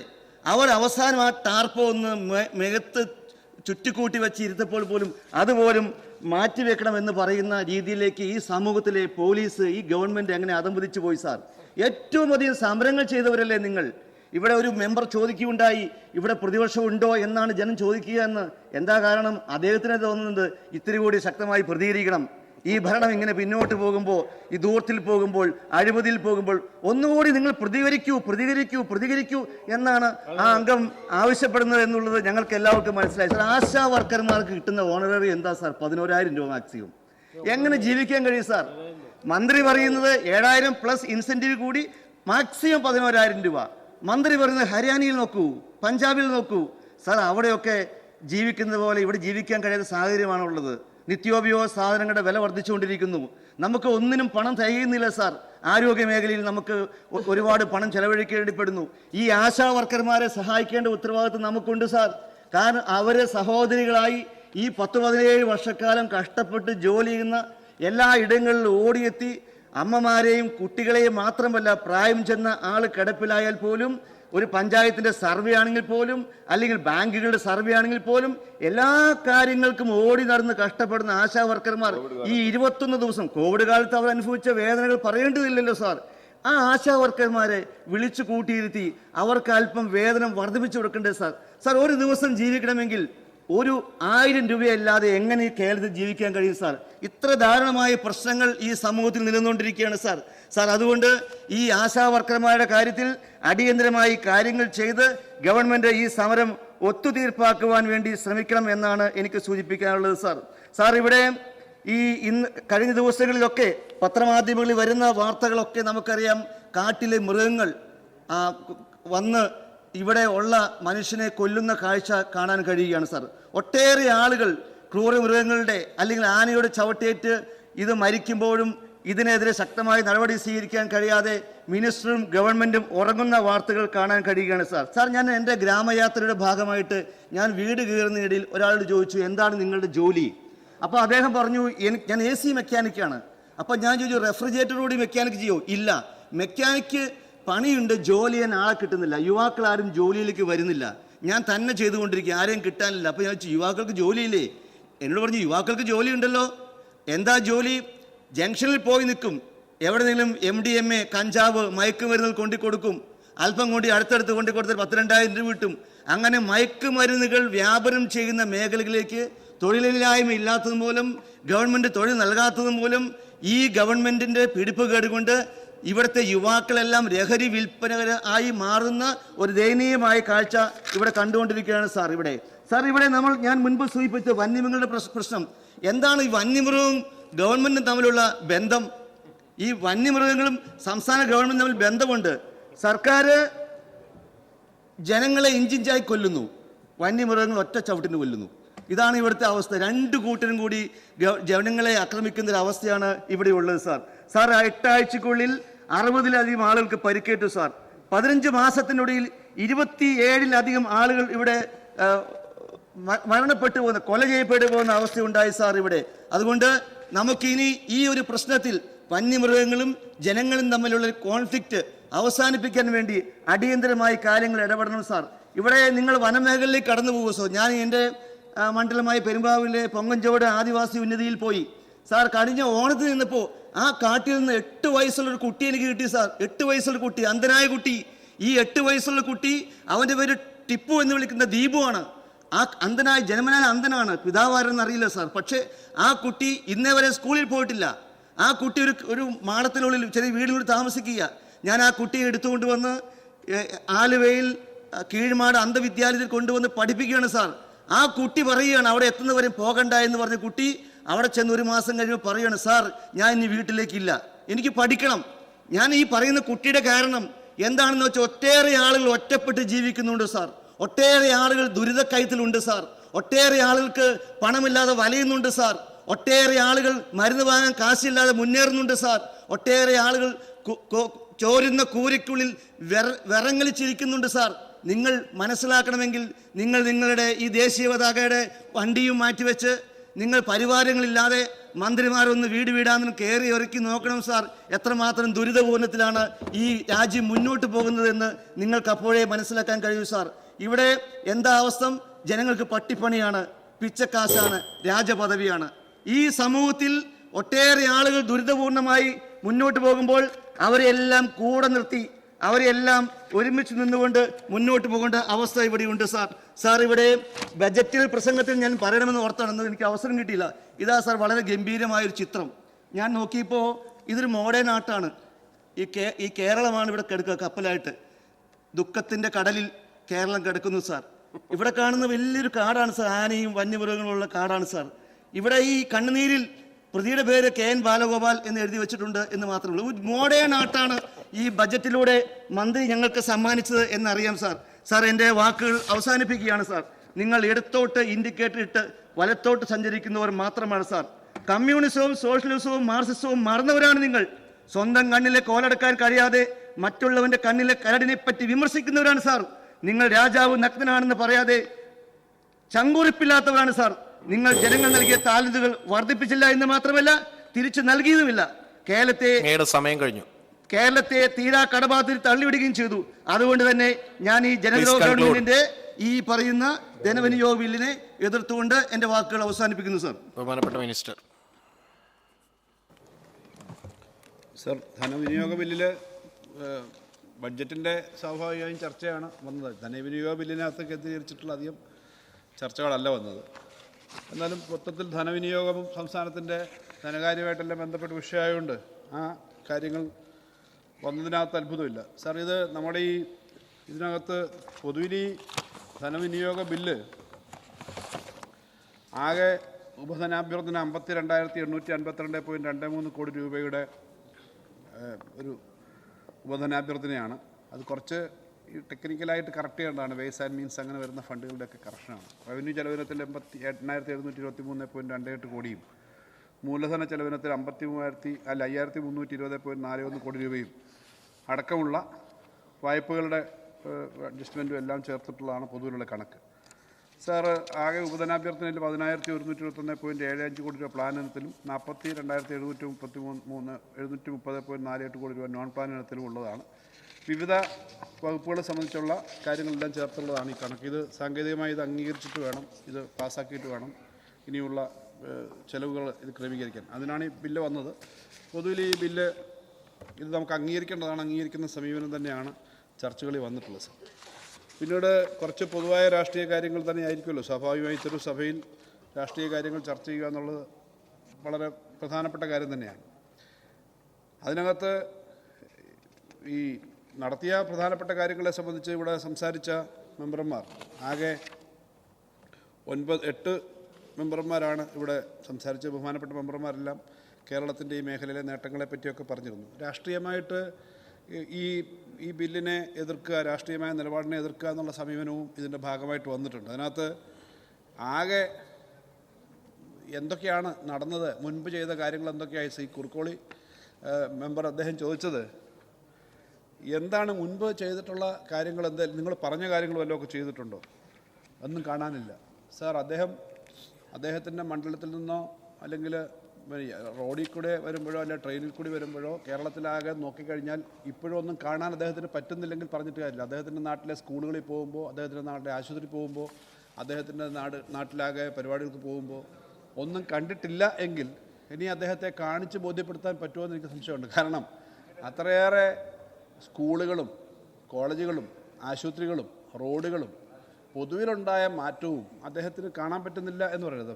ഉള്ള കാര്യങ്ങളിൽ ചില വിമർശനങ്ങൾ ഉന്നയിക്കാം, പക്ഷെ ഒന്നുമേ ഇവിടെ നടന്നില്ല എന്നൊക്കെ പറഞ്ഞു കഴിഞ്ഞാൽ അദ്ദേഹത്തിൻ്റെ കൂടി ഇരിക്കുന്ന ആളുകളും അദ്ദേഹത്തിൻ്റെ മണ്ഡലത്തിലെ ആളുകളും തന്നെ വിശ്വസിക്കുമോ എന്നുള്ളതാണ് എൻ്റെ സംശയം.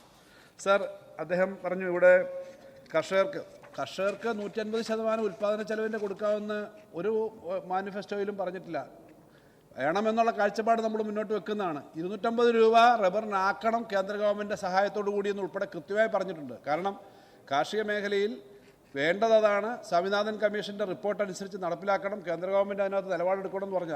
അദ്ദേഹം പറഞ്ഞതുകൊണ്ട് ഞാൻ ആ ക്ലാരിഫിക്കേഷൻ പറയുന്നുള്ളൂ. കാർഷിക മേഖലയിൽ ഞാൻ സംസാരിച്ച് കഴിഞ്ഞിട്ട് പറയാം. ആകെ ഇച്ചിരി സമയമല്ലേ ഉള്ളൂ. അതേസമയം ഈ 5 വർഷത്തേക്ക് വില വർദ്ധിപ്പിക്കില്ല എന്ന് പറഞ്ഞാൽ 5 വർഷക്കാലം കഴിഞ്ഞ 5 വർഷക്കാലം സപ്ലൈകോയിൽ ഒരു വിലയും വർദ്ധിപ്പിച്ചില്ല. 5 അല്ല 8 വർഷക്കാലം. ഇപ്പോഴാണ് എവിടെയാണ് സാർ 5 വർഷക്കാലം 8 വർഷക്കാലമൊക്കെ ഒരേ വിലയ്ക്ക് സാധനം കൊടുക്കാൻ പറ്റുമോ? അതൊരു ശരിയായ, ഞങ്ങൾ 5 വർഷക്കാലത്തേക്കേ പറഞ്ഞുള്ളൂ. 5 വർഷക്കാലത്തേക്ക് പറഞ്ഞു. 8 വർഷമായപ്പോഴാണ് പുനഃപരിശോധിച്ചത്. വാസ്തവത്തിൽ അങ്ങനെ അത്രയും കാലം ശാസ്ത്രീയമായിട്ട് അങ്ങനെ ചെയ്യാൻ പറ്റുമോ? 8 വർഷക്കാലമൊക്കെ ഒരേ വില. എന്നാലും നമ്മൾ അതനുസരിച്ചിട്ട് തന്നെയാണ് ചെയ്തത്. സാർ, വിലക്കയറ്റം പിടിച്ചു നിർത്തുന്നതിനും മറ്റു കാര്യങ്ങൾക്കൊക്കെ വലിയ തോതിലുള്ള കാര്യങ്ങൾ നടക്കുന്നുണ്ട് ഈ സംസ്ഥാനത്ത് എന്നുള്ളതുകൊണ്ടല്ലേ വിലക്കയറ്റം നിയന്ത്രിക്കുന്ന കാര്യത്തിലും മറ്റെല്ലാ കാര്യങ്ങളും കേന്ദ്ര ഗവൺമെൻറ്റിൻ്റെ BJP ഭരിക്കുന്ന ഗവൺമെൻറ്റാണ്. അവരുടെ നീതി ആയോഗിൻ്റെ എല്ലാ പഠനങ്ങളിലും സംസ്ഥാന ഗവൺമെൻറ്റിന് 1ാം സ്ഥാനം അല്ലെങ്കിൽ മാക്സിമം 2ാം സ്ഥാനം എന്നതിലേക്ക് കിട്ടുന്നത്. വിലക്കയറ്റത്തിൻ്റെ കാര്യമായാലും പൊതുവിലുള്ള ക്രമസമാധാനത്തിൻ്റെ കാര്യമായാലും മറ്റു കാര്യമൊക്കെ അത് ഈ കേരളത്തിലെ ഗവൺമെൻറ് ഒരു പ്രത്യേകത. ഇന്ന് രാവിലെ തന്നെ വന്ന അടിയന്തര പ്രമേയം ഈ സംസ്ഥാനത്തെ ഒരു രാഷ്ട്രീയത്തിൻ്റെ അന്തരീക്ഷം ആയതുകൊണ്ടല്ലേ, LDF ഗവൺമെൻറ് ആയതുകൊണ്ടല്ലേ ആ വിഷയം നമ്മൾ ചർച്ച ചെയ്ത് 2 മണിക്കൂറിന് ചർച്ച ചെയ്തിട്ടല്ലേ ഇപ്പം പിരിഞ്ഞല്ലേ ഉള്ളൂ. ഏതെങ്കിലും കാര്യത്തിൽ സംസ്ഥാനത്തെ ജനങ്ങളെയും സമൂഹത്തെയും പൊതുവിൽ ബാധിക്കുന്ന കാര്യത്തിനകത്ത് രാഷ്ട്രീയത്തിൻ്റെ വ്യത്യാസത്തിൻ്റെ അടിസ്ഥാനത്തിൽ ചർച്ച ചെയ്യാത്തൊരു സമീപനമില്ലല്ലോ. അതുകൊണ്ട് തന്നെയാണ് കേരളം ആ തരത്തിൽ പൊതുവിൽ എല്ലാ ഭാഗങ്ങളിലും എല്ലാ മേഖലകളിലും നമുക്ക് മുന്നോട്ട് പോകാൻ കഴിഞ്ഞിട്ടുള്ളത്. അങ്ങോട്ട് പറഞ്ഞു 2500 രൂപ പെൻഷനാക്കുമെന്ന് നിങ്ങൾ പറഞ്ഞില്ലേ? ആക്കിയോ? അങ്ങ് പറയുമ്പോൾ ഒരു കാര്യം കൂടി പറയണമായിരുന്നു. 50,000 57,000 കോടി രൂപ കിട്ടിക്കൊണ്ടിരുന്നത് വെട്ടിക്കുറച്ചത് ഇതേ സമയത്ത് കേന്ദ്ര ഗവൺമെൻറ് അല്ലേ? സാമ്പത്തിക ഉപരോധം നടപ്പിലാക്കിയില്ലേ? അതിനെപ്പറ്റി ഒരു 2 വാക്ക് പറഞ്ഞിട്ട് ആ കാര്യം പറഞ്ഞു കഴിഞ്ഞാൽ മനസ്സിലാവും. എന്നിട്ടും ഇതിനകത്ത് ഇത്രയേറെ ബാധ്യതകൾ ഉണ്ടാക്കിയിട്ടും നമ്മൾ പിടിച്ചു നിൽക്കുന്നത് എങ്ങനെയാണ് സാർ? എപ്പോഴും ആവർത്തിക്കുന്നതാണ്, ആവർത്തന വിരസത കൊണ്ടാണ് ഞാനധികം സംസാരിക്കാത്തത്. എങ്കിലും സാർ 47,000 കോടി രൂപ തനത് നികുതി വരുമാനവും തനത് ടാക്സ് റവന്യൂവും ആകെ തനത് ടാക്സും നോൺ ടാക്സും ചേർത്ത് 54,000 കോടി രൂപയും ഉണ്ടായിരുന്നൊരു സമയത്താണ് സാർ ഈ കോവിഡ് കഴിഞ്ഞപ്പോൾ ഈ ഗവൺമെൻറ് അധികാരത്തിൽ വന്നത്. ആ 47,000 കോടി എന്നുള്ളത് ഇപ്പോൾ 80,000 കോടിയിലേക്ക് ഇപ്പോൾ എത്തും ഈ വർഷത്തെ ബഡ്ജറ്റ് എന്നാണ് നമ്മുടെ reversed estimate. Sir, non tax കൂടെ വരുമ്പോൾ അത് ഏകദേശം 95,000 98,000 കോടിയിലേക്ക് 1,00,000 കോടിയിലേക്ക് എത്തുകയാണ്. നേരെ ഒരു 50 60 70% വർദ്ധിച്ചത് കൊണ്ടല്ലേ നമുക്ക് പിടിച്ചു നിൽക്കാൻ പറ്റുന്നത്. ഇന്ത്യയിൽ കഴിഞ്ഞ 3 വർഷക്കാലമായി നമുക്ക് ഒരേ കണക്കിൽ മാത്രം സാമ്പത്തികം ചെലവാക്കാൻ പറ്റുള്ളൂ. അത്രയ്ക്ക് അവർ കട്ട് ചെയ്യുമായിരുന്നു. 1,60,000 കോടിക്കടുത്തായിരുന്നു 3 വർഷക്കാലം സാമ്പത്തിക ചെലവ് നമുക്ക് നടത്താൻ പറ്റിയത്. വരവും ചെലവും അവിടെ നിന്നു. സാർ, ഈ വർഷം അത് 1,78,000 കോടിയിലേക്ക് പോവാണ്. അടുത്ത വർഷം 2,01,000 കോടി 2,354 കോടിയിലേക്കുള്ള ബഡ്ജറ്റാണ് നമ്മൾ അവതരിപ്പിച്ച് പിരിഞ്ഞത്. ഇനി വിശദമായ ചർച്ചകൾ അടുത്ത ദിവസങ്ങളിൽ നടക്കുകയാണ്. അപ്പോൾ അങ്ങനെ നടക്കുന്നൊരു സ്റ്റേറ്റിനകത്ത് കേന്ദ്രത്തിൻ്റെ ഇത്രയും വലിയ സാമ്പത്തിക ഉപരോധമുണ്ട് എന്നുള്ളത് കേരളം മാത്രമല്ല പറയുന്നത്, കോൺഗ്രസ് ഭരിക്കുന്ന സംസ്ഥാനങ്ങൾ ഉൾപ്പെടെ ആ പ്രശ്നം വളരെ സജീവമായി പറയുകയാണ്. തമിഴ്നാട് ഉൾപ്പെടെയുള്ള സംസ്ഥാനങ്ങൾ കേന്ദ്രത്തിൻ്റെ ഈ അവരുടെ സമീപനത്തെ സംബന്ധിച്ച് ശക്തമായ പ്രതിഷേധം കൊണ്ടുവരുന്നുണ്ടല്ലോ. ഒരു ഭാഷ ആക്കാനുള്ള ശ്രമം, അതുപോലെ ഒരു രാജ്യം ഒരു തെരഞ്ഞെടുപ്പ് തുടങ്ങിയ കാര്യങ്ങളിലൊക്കെ സംയുക്തമായിട്ടല്ലേ നമ്മൾ നീങ്ങുന്നത്. ഇവിടെ തന്നെ തൊട്ട് താഴെയല്ലേ നിയമസഭാ മന്ദിരത്തിലെ ഹാളിലല്ലേ, വലിയ ഹാളിലല്ലേ UGCയുടെ നിലപാടുകൾക്കെതിരെ വിവിധ സംസ്ഥാനങ്ങൾ പങ്കെടുത്തുകൊണ്ടുള്ള പ്രതിഷേധം അല്ലെങ്കിൽ UGC നിയമങ്ങൾ മാറ്റുന്നതും കേന്ദ്ര ഗവൺമെൻറ് ഉന്നത വിദ്യാഭ്യാസ മേഖലയെ കടന്നു കയറാൻ ശ്രമിക്കുന്നതിനുള്ള പ്രതിഷേധം നടന്നത്. അതിനകത്ത് ബഹുമാനപ്പെട്ട തെലങ്കാന ഉപമുഖ്യമന്ത്രി, അതുപോലെ കർണാടകത്തിലെ വിദ്യാഭ്യാസ മന്ത്രി ഉൾപ്പെടെയുള്ള ആളുകൾ, തമിഴ്നാട്ടിലെ വിദ്യാഭ്യാസ മന്ത്രി ഉൾപ്പെടെയുള്ള ആളുകൾ പങ്കെടുത്തില്ലേ? അങ്ങനെ നമ്മൾ ഈ കേന്ദ്രത്തിൻ്റെ നിലപാടുകൾക്കെതിരെ, അടിസ്ഥാനപരമായി നമ്മളെ ബാധിക്കുന്ന നിലപാടുകൾക്കെതിരെ നടത്തുന്ന കാര്യങ്ങൾ ഉൾപ്പെടെ ഇത്തരം സംസാരത്തിനകത്തൊന്ന് പരാമർശിക്കാമായിരുന്നു എന്നുള്ളത് മാത്രമേ ഞാൻ പറയുന്നുള്ളൂ. സാർ, ഇവിടെ ആശാ വർക്കേഴ്സിൻ്റെ കാര്യവും അദ്ദേഹം എടുത്ത് പറയുന്നുണ്ട്. ഇതിനകത്തും ഇവ ധാരാളം ചർച്ച നടക്കുന്നു. ഞങ്ങൾ ഈ സമരം ചെയ്യുന്ന ആർക്കും എതിരല്ല. കാരണം സമരം ചെയ്യാൻ അവകാശമുണ്ട്, അതിനെയൊന്നും ആ സമരത്തിൻ്റെ ഒന്നും കാണാതിരിക്കുന്നു. പക്ഷേ വസ്തുത എന്താണെന്ന് മനസ്സിലാക്കണം. അതിനകത്ത് കുറച്ചൊക്കെ ആ കാര്യം മനസ്സിലാക്കുന്നുണ്ടെന്ന് ഞാൻ തോന്നുന്നു. ഞങ്ങളെന്താ ഈ കാര്യത്തിൽ പറഞ്ഞത്? എൻ്റെ കയ്യിലിരിക്കുന്നത് കേന്ദ്ര ഗവൺമെൻറ്റിന് ഈ കഴിഞ്ഞ കൺസൾട്ടേറ്റീവ് പ്രീ ബഡ്ജറ്റ് കൺസൾട്ടേഷൻ മീറ്റിങ്ങിൽ ജയ്സാൽമീറിൽ രാജസ്ഥാനിൽ വെച്ച് 20/12/2024 സംസ്ഥാനം കൊടുത്ത മെമ്മോറാണ്ടമാണ്. സാറേ, മെമ്മോറാണ്ടത്തിനകത്ത് traditional sectors and scheme workers എന്നുള്ള കാര്യം 34ാമത്തെ പേജിൽ പറയുന്നത് ഞാൻ വായിക്കാം. Sir, small-scale industries like cashew, coir and handloom, which employ a significant number of women workers, are facing challenges. Particularly, the cashew sector was severely affected due to the depreciation of the Indian currency. State-specific packages are to be announced to protect these traditional sectors. We also reiterate our demand raised in the previous pre-budget consultation that the rate of honoraria for Anganwadi workers, ASHA workers and other scheme workers also need to be enhanced appropriately. Rate of pension under National Social Assistance Program, cooking cost in midday meal program, and Government of India's contribution in housing schemes for the poor also have to be enhanced as they were fixed a long time ago. ഇത് ഇപ്രാവശ്യം മാത്രമല്ല, കഴിഞ്ഞ pre budget മീറ്റിങ്ങിലും പറഞ്ഞു എന്ന് പറഞ്ഞ് അവിടെ പറഞ്ഞതാണ്. ഇത് കേരളം മാത്രമല്ല, ഞാൻ നേരത്തെ പറഞ്ഞ സംസ്ഥാനങ്ങളൊക്കെ ഈ പ്രശ്നം അവിടെ ഉന്നയിച്ചിട്ടുണ്ട്. സാർ, ഇതാണ് ആശാ വർക്കേഴ്സിൻ്റെ കാര്യത്തിനകത്ത് ഇത്രയും ഒരു കാര്യം കേന്ദ്രത്തിൽ ഉൾപ്പെടെ ഞങ്ങൾ ഇപ്പോൾ ഒരു പ്രതിഷേധമോ സമരമോ ഏതെങ്കിലും ഒരു ഭാഗത്തുനിന്ന് വരും എന്ന് കരുതിയിട്ട് കൊടുത്താലല്ലോ, കഴിഞ്ഞ 2 പ്രാവശ്യമായിട്ട് കൊടുക്കുന്നതല്ലേ. സാർ, എന്താ ഇന്ത്യയിലെ ആശാ വർക്കേഴ്സിൻ്റെ സ്ഥിതി? പറയുമ്പോൾ നമ്മൾ വസ്തുതാപരമായ കാര്യങ്ങൾ മനസ്സിലാക്കണമെന്നുള്ളതുകൊണ്ട് പറയുകയാണ്. സാർ, ഓണറേറിയത്തിൻ്റെ കാര്യത്തിൽ ഇപ്പോൾ 7000 രൂപ അവർക്ക് കിട്ടുന്നുണ്ട് എന്നുള്ളത് നമുക്കെല്ലാം അറിയാം. അത് ഫിക്സഡ് ഓണറേറിയമാണ്. പിന്നെ മറ്റ് അലവൻസോട് ചേർന്നിട്ടാണ് 13,200 രൂപ കിട്ടുന്ന കണക്ക്. സാർ, ഓണറേറിയം 2011-12 500 രൂപയായിരുന്നു. അല്ല, ബില്ല് ഏതായിട്ടോ? ചർച്ചയ്ക്കല്ലേ മറുപടി പറയുന്നത്? ധനവിനിയോഗ ബില്ലിനകത്ത് നിങ്ങൾ ഈ ചർച്ച ചെയ്ത് നിങ്ങളുടെ മുസ്ലിം ലീഗിൻ്റെ നേതാവിനോട് പറഞ്ഞില്ലല്ലോ ആ സമയത്ത് ചർച്ച ചെയ്യേണ്ട ഇതല്ലെന്ന്. അവരല്ലേ ചർച്ച ചെയ്തത്, ഞാനിത് പറഞ്ഞില്ലല്ലോ. അതല്ലേ ചർച്ച ചെയ്തവർ. സാർ, ഓണറേറിയത്തിൻ്റെ കാര്യത്തിൽ 2011 അവരെല്ലാം ചർച്ച ചെയ്തത് അത് തന്നെയാണ്, പ്രത്യേകിച്ച് പ്രതിപക്ഷത്തു നിന്ന്. ഇപ്പോൾ ഏറ്റവും അവസാനം പിന്നെ ഇവർ സംസാരിച്ച് നിർത്തിയതാണ്. സാർ, 2011-12 500 രൂപയായിരുന്നു ഓണറേറിയം എന്ന് പറഞ്ഞാൽ VS ഗവൺമെൻറ്റിൻ്റെ അവസാനത്തെ വർഷം. ഇത് 2012-13 600 രൂപയായിട്ട് വർദ്ധിപ്പിച്ചു. 2013-14 700 രൂപയായിട്ട് വർദ്ധിപ്പിച്ചു. 2014-15 900 രൂപയായി. 2015-16 1000 രൂപയായി. 1000 രൂപയായിരുന്നു. സാർ, അതിനുശേഷം LDF ഗവൺമെൻറ് വന്നു. 2016-17 1500 17-18 2000 18-19 4000 കോവിഡ് കാലത്ത് ഇവർ ധാരാളം ജോലികൾ ഏറ്റെടുക്കേണ്ടി വന്ന ഒരു സമൂഹമാണ്. 19-20 4500 2020-21 5000 അതിനുശേഷം 21-22 കേട്ടോ, ഇത് കേട്ടിട്ട് വയ്ക്കാമല്ലോ, എല്ലാം കൂടെ കേട്ടിട്ടാകുമ്പോൾ സൗകര്യ 2021-22 6000 രൂപയാക്കി. 22-23 7000 ആക്കി. ഇതാണ് സ്ഥിതി. ഇത് ആ വസ്തുത അവിടെ നിൽക്കുമ്പോൾ ഇതിനകത്ത് ഇവർ തരുന്ന ഈ പറഞ്ഞ നമ്മൾ കൊടുക്കുന്ന 7000-നകത്തൊന്നും 60-40 തരുന്നില്ല. അവരാ പറഞ്ഞ നേരത്തെ ഉള്ളത് നിൽക്കുന്നേ ഉള്ളൂ. ഞാൻ അതിൻ്റെ എല്ലാ കണക്കുകളും എടുക്കുന്നില്ല. എന്നിട്ട് തന്നെ മറ്റ് സംസ്ഥാനങ്ങളുടെ നോക്കാം. പഞ്ചാബിൽ 2500, ഹരിയാന 6200, പശ്ചിമ ബംഗാളിൽ 5250, മധ്യപ്രദേശിൽ 4000, ആന്ധ്രാപ്രദേശിൽ ഇപ്പോൾ അവർ അനൗൺസ് ചെയ്തിട്ടുണ്ട് 10,000. ഈ പറഞ്ഞ ഇൻസെൻറ്റീവ് എല്ലാം കൂടി ചേർത്തിട്ടാണ് അതിൻ്റെ ഇത് വരുന്നതേ ഉള്ളൂ. കഴിഞ്ഞ ദിവസമാണ് ഓർഡർ ഇറക്കിയത്. കർണാടകത്തിൽ 5000 ആണ്, 10,000 ആക്കുമെന്ന് ഇതേപോലെ അനൗൺസ് ചെയ്തിട്ടുണ്ട്. അവിടെ നമ്മൾ ഈ പറഞ്ഞ ഇൻസെൻറ്റീവ് എല്ലാം കൂടി ചേർത്ത് നമുക്ക് 13,000 കൊടുക്കുന്നിടത്താണ്. സാർ, രാജസ്ഥാനിൽ 1650 ആണ്, ഉത്തർപ്രദേശിൽ 1500 ആണ്, മഹാരാഷ്ട്രയിൽ 3500 ആണ്, ബീഹാറിൽ 1000 ആണ്. പ്രവർത്തന മികവിൻ്റെ അടിസ്ഥാനത്തിൽ മറ്റൊരു 1000 രൂപയും കൂടി അവർ കൊടുക്കുമെന്നല്ല. സാർ, ഇത് കൂടാതെ നമ്മുടെ ഇവിടെ ആശാകിരണത്തിൻ്റെ പേരിൽ ഇൻഷുറൻസ് പദ്ധതി ഇവരുടെ പേർക്ക് ആശാകിരണം എന്ന ഇൻഷുറൻസ് പദ്ധതി നടപ്പിലാക്കുന്നുണ്ട്. മറ്റ് കാര്യങ്ങളുണ്ട്. രാവിലെ മന്ത്രി പറഞ്ഞല്ലോ, ആരോഗ്യവകുപ്പ് മന്ത്രി പറഞ്ഞു ഇവർക്ക് പ്രസവാവധി ഉൾപ്പെടെയുള്ള കാര്യങ്ങൾ കൊടുക്കുന്നുണ്ട്. ഞാൻ പറഞ്ഞത് നമ്മുടെ ശക്തമായ ഇന്ത്യയിലെ ട്രേഡ് യൂണിയനുകൾ, അത് CIT ഉണ്ട്, INTUC ഉണ്ട്, ട്രേഡ് യൂണിയനുകൾ ഏറ്റവും ശക്തമായി ആവശ്യപ്പെടുന്നുണ്ട് ഇവർക്ക് കുറച്ചുകൂടി മിനിമം വേതനമൊക്കെ കൊടുക്കണം, ആ തരത്തിലേക്ക് സ്കീം വർക്കേഴ്സിൻ്റെ കാര്യത്തിൽ ഇടപെടണം. ഞാൻ പറഞ്ഞു CPM മാത്രമല്ല, ഇടതുപക്ഷ മുന്നണി മാത്രമല്ല, ഇന്ത്യയിലെ CITU മാത്രമല്ല, പ്രധാനപ്പെട്ട ഉത്തരവാദിത്തപ്പെട്ട ട്രേഡ് യൂണിയനുകളൊക്കെ ഈ കാര്യം പറയുന്നുണ്ട്. അവിടെയും ഈ പറഞ്ഞ കാര്യം ഈ സ്കീം വർക്കേഴ്സിൻ്റെ കാര്യത്തിനകത്ത് കുറച്ചുകൂടി വർദ്ധിപ്പിക്കണം. കഴിഞ്ഞ 15 വർഷം മുമ്പ് തീരുമാനിച്ച കാര്യമാണെന്ന് എല്ലാവരും പറയുന്നുണ്ട്. ഈ വസ്തുതയല്ലേ? ഈ ഒരു കാര്യത്തിനകത്ത് അങ്ങ് ഈ ചർച്ചയിൽ പങ്കെടുത്ത് പറഞ്ഞതുകൊണ്ടും രണ്ടുപേരും പറഞ്ഞതുകൊണ്ട് ഞാൻ പറഞ്ഞു, അല്ലെങ്കിൽ ഇതിവിടെ പറയേണ്ട ഒരു കാര്യമല്ല. പറഞ്ഞത് രേഖ കിടക്കുകയും ഞാൻ മറുപടി പറയാതിരിക്കുകയും ചെയ്യുന്നത് ശരിയല്ല എന്നുള്ളതുകൊണ്ട് ഞാൻ പറഞ്ഞതാണ്. അപ്പോൾ ഇതാണ് അതിൻ്റെ കാര്യം. കേന്ദ്ര ഗവൺമെൻറ് ഇക്കാര്യത്തിനകത്ത് നിലപാടെടുക്കണമെന്ന് നിരന്തരമായി കേരളം ആവശ്യപ്പെട്ടുകൊണ്ടിരിക്കുകയാണ്. എന്തായാലും അവരതിന് തയ്യാറായിട്ടില്ല, തയ്യാറാവേണ്ടതാണ്.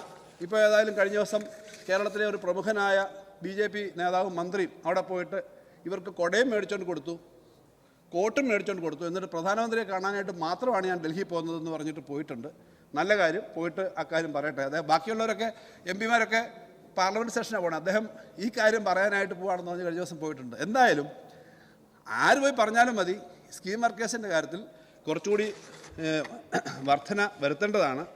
എന്ന് മാത്രമല്ല, ഈ കേന്ദ്ര ഗവൺമെൻറ് കഴിഞ്ഞ ബഡ്ജറ്റുകളിൽ കണ്ടിന്യൂസ് ആയി നോക്കിക്കഴിഞ്ഞാൽ വലിയ തോതിലുള്ള വെട്ടിക്കുറവാണ് ഈ ആശാ വർക്കേഴ്സ് അടക്കമുള്ള മേഖലകളിൽ ഒരു കുറച്ചുകൊണ്ടിരിക്കുന്നത്. അതിൻ്റെ കണക്കുകളെല്ലാം പറയുന്നില്ല. എന്നാലും 2021-22 71,269 കോടി രൂപയായിരുന്നു ആരോഗ്യ മേഖല വകയിരുത്തിയത്. അന്ന് NHM അതിനകത്ത് ഇത് വരുന്നത്. NHM-ന് വകയിരുത്തിയത് 36,576 കോടിയാണ്, 51.32%. അത് 22-23 ആയപ്പം 34.77% കുറഞ്ഞു. 23-24 33.75%. അത് കഴിഞ്ഞിട്ട് കഴിഞ്ഞ 24-25 41 വീണ്ടും ഈ വർഷത്തെ പ്രപ്പോസലിൽ അത് 38% കുറഞ്ഞുകൊണ്ടേയിരിക്കുക. ഇതാണ് കേന്ദ്ര ഗവൺമെൻറ് ഈ മേഖല കാണിക്കുന്നതെന്ന് പൊതുവിൽ ഈ കാര്യം സംസാരിക്കുന്നവർക്ക് ഒരു ഇൻഫർമേഷന് വേണ്ടി ഞാൻ പറയുന്നേ ഉള്ളൂ. അപ്പം അടിസ്ഥാനപരമായി ഇത്തരം സ്കീമുകളോട് കേന്ദ്ര ഗവൺമെൻറ് കാണിക്കുന്നൊരു സമീപനമുണ്ട്. അത് കാണിച്ചിട്ട് ഇവിടെ വന്ന് ഞങ്ങളിത് ചെയ്യാം എന്ന് പറയുന്ന BJP-യുടെ ഇരട്ടത്താപ്പ് ഇക്കാര്യത്തിലുണ്ട്. സാധാരണ തൊഴിലാളികൾ എന്ന നിലയിൽ ഇവർ സ്കീം വർക്കേഴ്സാണ്, അവർക്ക് കുറച്ചുകൂടി നമുക്ക് ആനുകൂല്യങ്ങൾ കൊടുക്കാൻ സംസ്ഥാന ഗവൺമെൻറ്റുകൾക്ക് ഒറ്റയ്ക്ക് ഇത് പറ്റുന്നതല്ല, കേന്ദ്രത്തിൽ നിന്ന് കാര്യം വരണമെന്നുള്ളത് മാത്രമാണ് ഞാനിവിടെ പറയുന്നത്. ഇവിടെ പറഞ്ഞതുകൊണ്ട് ഞാൻ പറഞ്ഞതാണ്.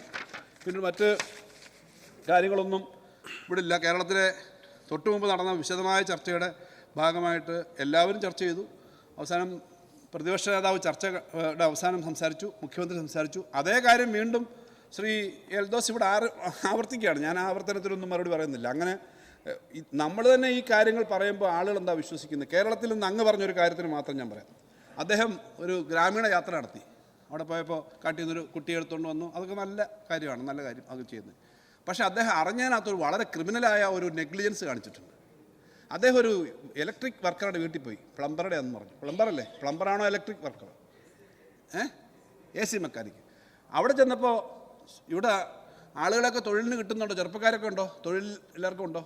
തൊഴിലിന് ആളെ കിട്ടുന്നില്ല, ഒരാളും ഇല്ല, ജോലിക്ക് ആളില്ല. കാരണം തൊഴിലിഷ്ടം പോലെ ഉണ്ട്, തൊഴിലിന് ആളില്ല. അപ്പോൾ എന്താ, അവരൊക്കെ MDMA കടത്താൻ പോവുക. ഇതറിഞ്ഞ സ്ഥിതിക്ക് രഹസ്യമായിട്ട് ആ മുഖ്യമന്ത്രി പറഞ്ഞ നമ്പറിലൊന്ന് വിളിച്ചു പറയണം. ഞാൻ പറഞ്ഞത്, നിങ്ങളെപ്പോലെ വളരെ റെസ്പോൺസിബിൾ ആയിട്ടുള്ള ആളുകൾ ഇതുപോലൊരു ഫ്ലോറിൽ സംസാരിക്കുമ്പോൾ MDMA കടത്താൻ അവിടുത്തെ ചെറുപ്പക്കാരൊക്കെ പോവുക. കമ്പോളത്തിൽ പോയി എന്നാൽ 3,000-4,000-5,000 രൂപ കിട്ടും, അവന്മാരത് കടത്താൻ പോവുകയാണെന്ന് പറയുമ്പോൾ അവമാനിച്ചതിൻ്റെ പ്രശ്നമൊന്നുമില്ല, ചിലപ്പോൾ അങ്ങനെ പോയിട്ടുണ്ടാവും ആളുകൾ. പക്ഷേ നിങ്ങളെപ്പോലെ ഉത്തരവാദിത്തമുള്ള ജനപ്രതിനിധികൾ ഈ കാര്യം രഹസ്യമായിട്ട് ഒന്ന് വിളിച്ചു പറയണം. ഈ അറിഞ്ഞ കാര്യം അറിഞ്ഞിട്ട് പറയാതെ ഇരിക്കാൻ പാടില്ല. സാർ, ഞാൻ ഈ വളരെ യാഥാർത്ഥ്യമായി പറഞ്ഞൊരു കാര്യമാണ്. അതായത് പല ചെറുപ്പക്കാരും MDMA-ക്കും ഇതുപോലുള്ള ബിസിനസ് കേന്ദ്രത്തിലേക്ക് മാറിക്കൊണ്ടിരിക്കുന്ന സാഹചര്യം കേരളത്തിലുണ്ട്. അങ്ങനെ സീരിയസ് ആയി കാണും. ഞാൻ നിസ്സംഗമായി പറഞ്ഞ കാര്യമില്ല. ഞാൻ ഈ പെരുമ്പാവൂർ എക്സൈസ് ഉദ്യോഗസ്ഥന്മാരുടെ അടുക്കൽ ഈ കാര്യം പറഞ്ഞിട്ടുമുണ്ട്. ഞാനൊരു കഞ്ചാവ് വിൽക്കുന്ന ഒരാളെ പിടിച്ചു സാർ. ഒരു ദിവസം പിടിച്ചിട്ട് ഞാൻ നേരെ എക്സൈസിനെ ഏൽപ്പിച്ചു. അവർ വന്ന് ബുക്കിക്കോടി. ഞാൻ നോക്കി ഇങ്ങനെ കഞ്ചാവ് റോളിൽ വിറ്റുകൊണ്ടിരിക്കുക. അയാളെ കൊണ്ടുപോയി അവിടെ കൊണ്ടുപോയ ശേഷം 10 മിനിറ്റ് എടുത്തില്ല, അയാൾ തിരിച്ചിറങ്ങി വന്നു, വീണ്ടും വിൽപ്പനയാണ്. ഇതാണ് അവസ്ഥ സാർ. ഞാനിതിനകത്തൊരു ചുമ്മാതൊരു മറുപടി പറഞ്ഞ് ചെയ്യാൻ വേണ്ടി പറഞ്ഞതല്ല. ഞാൻ പറഞ്ഞു, അങ്ങനെ നമ്മൾ കാണുന്നെങ്കിൽ അറിയുന്നെങ്കിൽ ആ വിവരം കൊടുക്കണം. പ്രത്യേകിച്ച് അവിടെ പെരുമ്പാവൂരിന് ചുറ്റുപാടും നമ്മുടെ സംസ്ഥാനത്ത് നിന്നല്ല അന്യസംസ്ഥാന തൊഴിലാളികൾക്ക് ധാരാളം വരുന്ന സ്ഥലമാണ്. ഇതൊന്നും രാഷ്ട്രീയ പ്രവർത്തനം നടത്തുന്ന നമ്മുടെ അവിടെ ഒരാൾ പിന്നെ MLA ആയി അല്ലെങ്കിൽ ഒരു മന്ത്രിയായി അവരുടെ പ്രശ്നമല്ല. അത്തരം കാര്യങ്ങൾ കർശനമായ നിലപാടെടുത്തേ പറ്റൂ എന്നുള്ളതിനകത്ത് ഇവിടെ കൺസെൻസസ് ഉണ്ട്. കർശനമായ നിലപാടെടുക്കണം. ഇപ്പോൾ ഈ കേട്ട കാര്യത്തിൻ്റെ അടിസ്ഥാനത്തിൽ എക്സൈസ് മന്ത്രി ഉൾപ്പെടെ എന്തായാലും ഇവിടെ കേട്ട ചർച്ചയുടെ അടിസ്ഥാനത്തിലും അവർ വിടം കൊടുക്കുമല്ലോ. പക്ഷേ ഇത്തരം ഒരു കാര്യം പറയുമ്പം നിങ്ങൾ സരസമായി പറഞ്ഞതാണ് എങ്കിൽ പോലും ഇങ്ങനെ പോയേക്കാണെന്ന് പറഞ്ഞപ്പോൾ ആ പറഞ്ഞതിന് തുടർച്ച വരുന്നില്ല എന്നുള്ളതാണ്. പെരുമ്പാവൂർ അംഗം ഒരു വെളിപ്പെടുത്തലാണല്ലോ സഭയിൽ നടത്തിയിട്ടുള്ളത്. ഇത് എക്സൈസ് ഉദ്യോഗസ്ഥരോട് അദ്ദേഹത്തിൽ നിന്ന് കൂടുതൽ വിവരങ്ങൾ തേടാനും തുടർ നടപടികൾ സ്വീകരിക്കാനും നിർദ്ദേശം കൊടുക്കാം. മിനിസ്റ്റർ അല്ല അത് ഇനിയൊരു ബില്ല് കൂടിയുണ്ട്. ഞാനിതിൽ ഇനിയൊരു ബില്ലും കൂടിയുണ്ട്. ഞാൻ കൃത്യമായ ഗ്രാമയാത്ര ഒരു വീട്ടിൽ ചിലപ്പോൾ ഒരു AC മെക്കാനിക് ചെയ്യുന്ന ആൾ അയാൾ പറഞ്ഞ സംഭവമാണ്. അത് എന്നെ സ്ട്രൈക്ക് ചെയ്തു. നിയമസഭ ഞാൻ അവതരിപ്പിക്കുകയാണ് സാർ. ഒത്തിരി ഇവിടെ MDMA അടക്കമുള്ള കഞ്ചാവ് അടക്കമുള്ള മാരക രാസ പദാർത്ഥങ്ങൾ അടങ്ങിയിട്ടുള്ള മയക്കുമരുന്ന് വിൽപ്പന എല്ലായിടത്തും നടക്കുന്നുണ്ട് സാർ. അത് അങ്ങ് വളരെ സീരിയസ് ആയിട്ട് ഈ പറയുന്ന AC മെക്കാനിക്ക് പറഞ്ഞതിന് മൊഴി ഞാൻ വേണ്ടി തരാൻ വേണമെങ്കിൽ ഇത് കൃത്യമായിട്ട് ചെയ്യുന്നതാണ്. അങ്ങ് ഇത് പരിശോധിക്കേണ്ട കാര്യമാണ്. ഞാനൊരു കഞ്ചാവ് ഇത് ആരെയും നമ്മൾ പറഞ്ഞ ഇത്തരം ഒരു കാര്യം എവിടെ അറിഞ്ഞാലും നമ്മളത് ഫോളോ ചെയ്യണമെന്നേ ഉള്ളൂ. അത് എക്സൈസ് മന്ത്രി ബന്ധപ്പെട്ട ഉദ്യോഗസ്ഥരോട് പറഞ്ഞോട്ടെ, നമുക്ക് ഇത്തരം കാര്യങ്ങൾ, ഇത്തരം ആളുകളെ ഇത്തരം കാര്യങ്ങൾ നമുക്ക് പിടിക്കണം, അതിൻ്റെ കാര്യങ്ങൾ കൊടുക്കണമെന്നേ പറഞ്ഞോളൂ. ഞാൻ പറഞ്ഞത് ഇതുപോലുള്ള കാര്യങ്ങൾ സീരിയസ് ആയിട്ട് എടുക്കുന്നതിൻ്റെ ഒരു വിഷയം പറഞ്ഞതേ ഉള്ളൂ. അങ്ങ് പറഞ്ഞത് കേരളത്തിൽ എല്ലാവരും ചെറുപ്പക്കാർ ജോലിക്ക് പോകുന്നില്ല, ഇതുപോലെ കടത്താൻ പോകുന്നു, ഇവിടെ ഒരു ആക്ഷേപഹാസ്യത്തിൽ പറഞ്ഞാണേലും അതിന് മറുവശം ഉണ്ടെന്നുള്ളതുകൊണ്ട് ഞാൻ പറഞ്ഞതേ ഉള്ളൂ. എന്തായാലും ഈ കാര്യങ്ങൾ നമുക്ക് സീരിയസ് ആയിട്ട് എടുക്കണം. പിന്നെ ഇത് ഈ സാർ ഈ ബില്ല് സംബന്ധിച്ച് പൊതുവിലെ കൺസെൻസസിലാണ്. ഞാൻ മറ്റു കാര്യങ്ങളിലേക്ക് പോകുന്നില്ല. ഇവിടെ ഇത് അംഗീകരിക്കണം, ഇത് പാസ്സാക്കണം എന്നുള്ള അഭ്യർത്ഥിച്ചു നിർത്തുകയാണ്. 2025 കേരള ധനവിനിയോഗ ബിൽ പരിഗണനയ്ക്ക് എടുക്കണമെന്ന ഉപക്ഷേപത്തെ അനുകൂലിക്കുന്നവർ, പ്രതികൂലിക്കുന്നവർ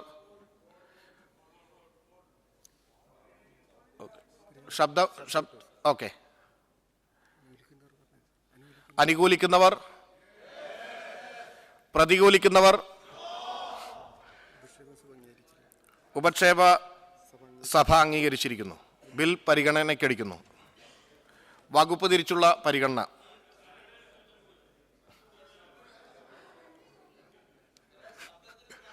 രണ്ടും മൂന്നും വകുപ്പുകൾ ഭേദഗതിയില്ല. 2-3 വകുപ്പുകൾ ബില്ലിൻ്റെ ഭാഗമാക്കാമോ എന്ന പ്രശ്നത്തെ അനുകൂലിക്കുന്നവർ, പ്രതികൂലിക്കുന്നവർ 2-3 വകുപ്പുകൾ ബില്ലിൻ്റെ ഭാഗമായിരിക്കുന്നു. പട്ടിക ഭേദഗതിയില്ല. പട്ടിക ബില്ലിൻ്റെ ഭാഗമാക്കാമോ എന്ന പ്രശ്നത്തെ അനുകൂലിക്കുന്നവർ, പ്രതികൂലിക്കുന്നവർ പട്ടിക ബില്ലിൻ്റെ ഭാഗമായിരിക്കുന്നു. 1-ാം വകുപ്പും പീഠികയും പേരും ഭേദഗതിയില്ല. 1-ാം വകുപ്പും പീഠികയും പേരും ബില്ലിൻ്റെ ഭാഗമാക്കാമോ എന്ന പ്രശ്നത്തെ അനുകൂലിക്കുന്നവർ, പ്രതികൂലിക്കുന്നവർ 1-ാം വകുപ്പും പീഠികയും പേരും ബില്ലിൻ്റെ ഭാഗമായിരിക്കുന്നു. 3-ാം വായന. ധനകാര്യ വകുപ്പ് മന്ത്രി ശ്രീ KN ബാലഗോപാൽ 2025 കേരള ധനവിനിയോഗ ബില്ല് പാസ്സാക്കണമെന്ന ഉപക്ഷേപത്തെ അവതരിപ്പിക്കേണ്ടതാണ്. സാർ, 2025 കേരള ധനവിനിയോഗ ബിൽ പാസ്സാക്കണമെന്ന ഉപക്ഷേപം ഞാൻ അവതരിപ്പിക്കുന്നു. ഉപക്ഷേപത്തെ പിന്താങ്ങേണ്ടതാണ്. 2025 കേരള ധനവിനിയോഗ ബിൽ പാസ്സാക്കണമെന്ന ഉപക്ഷേപത്തെ അനുകൂലിക്കുന്നവർ, പ്രതികൂലിക്കുന്നവർ. ഉപക്ഷേപം സഭ അംഗീകരിച്ചിരിക്കുന്നു. ബിൽ പാസ്സായിരിക്കുന്നു.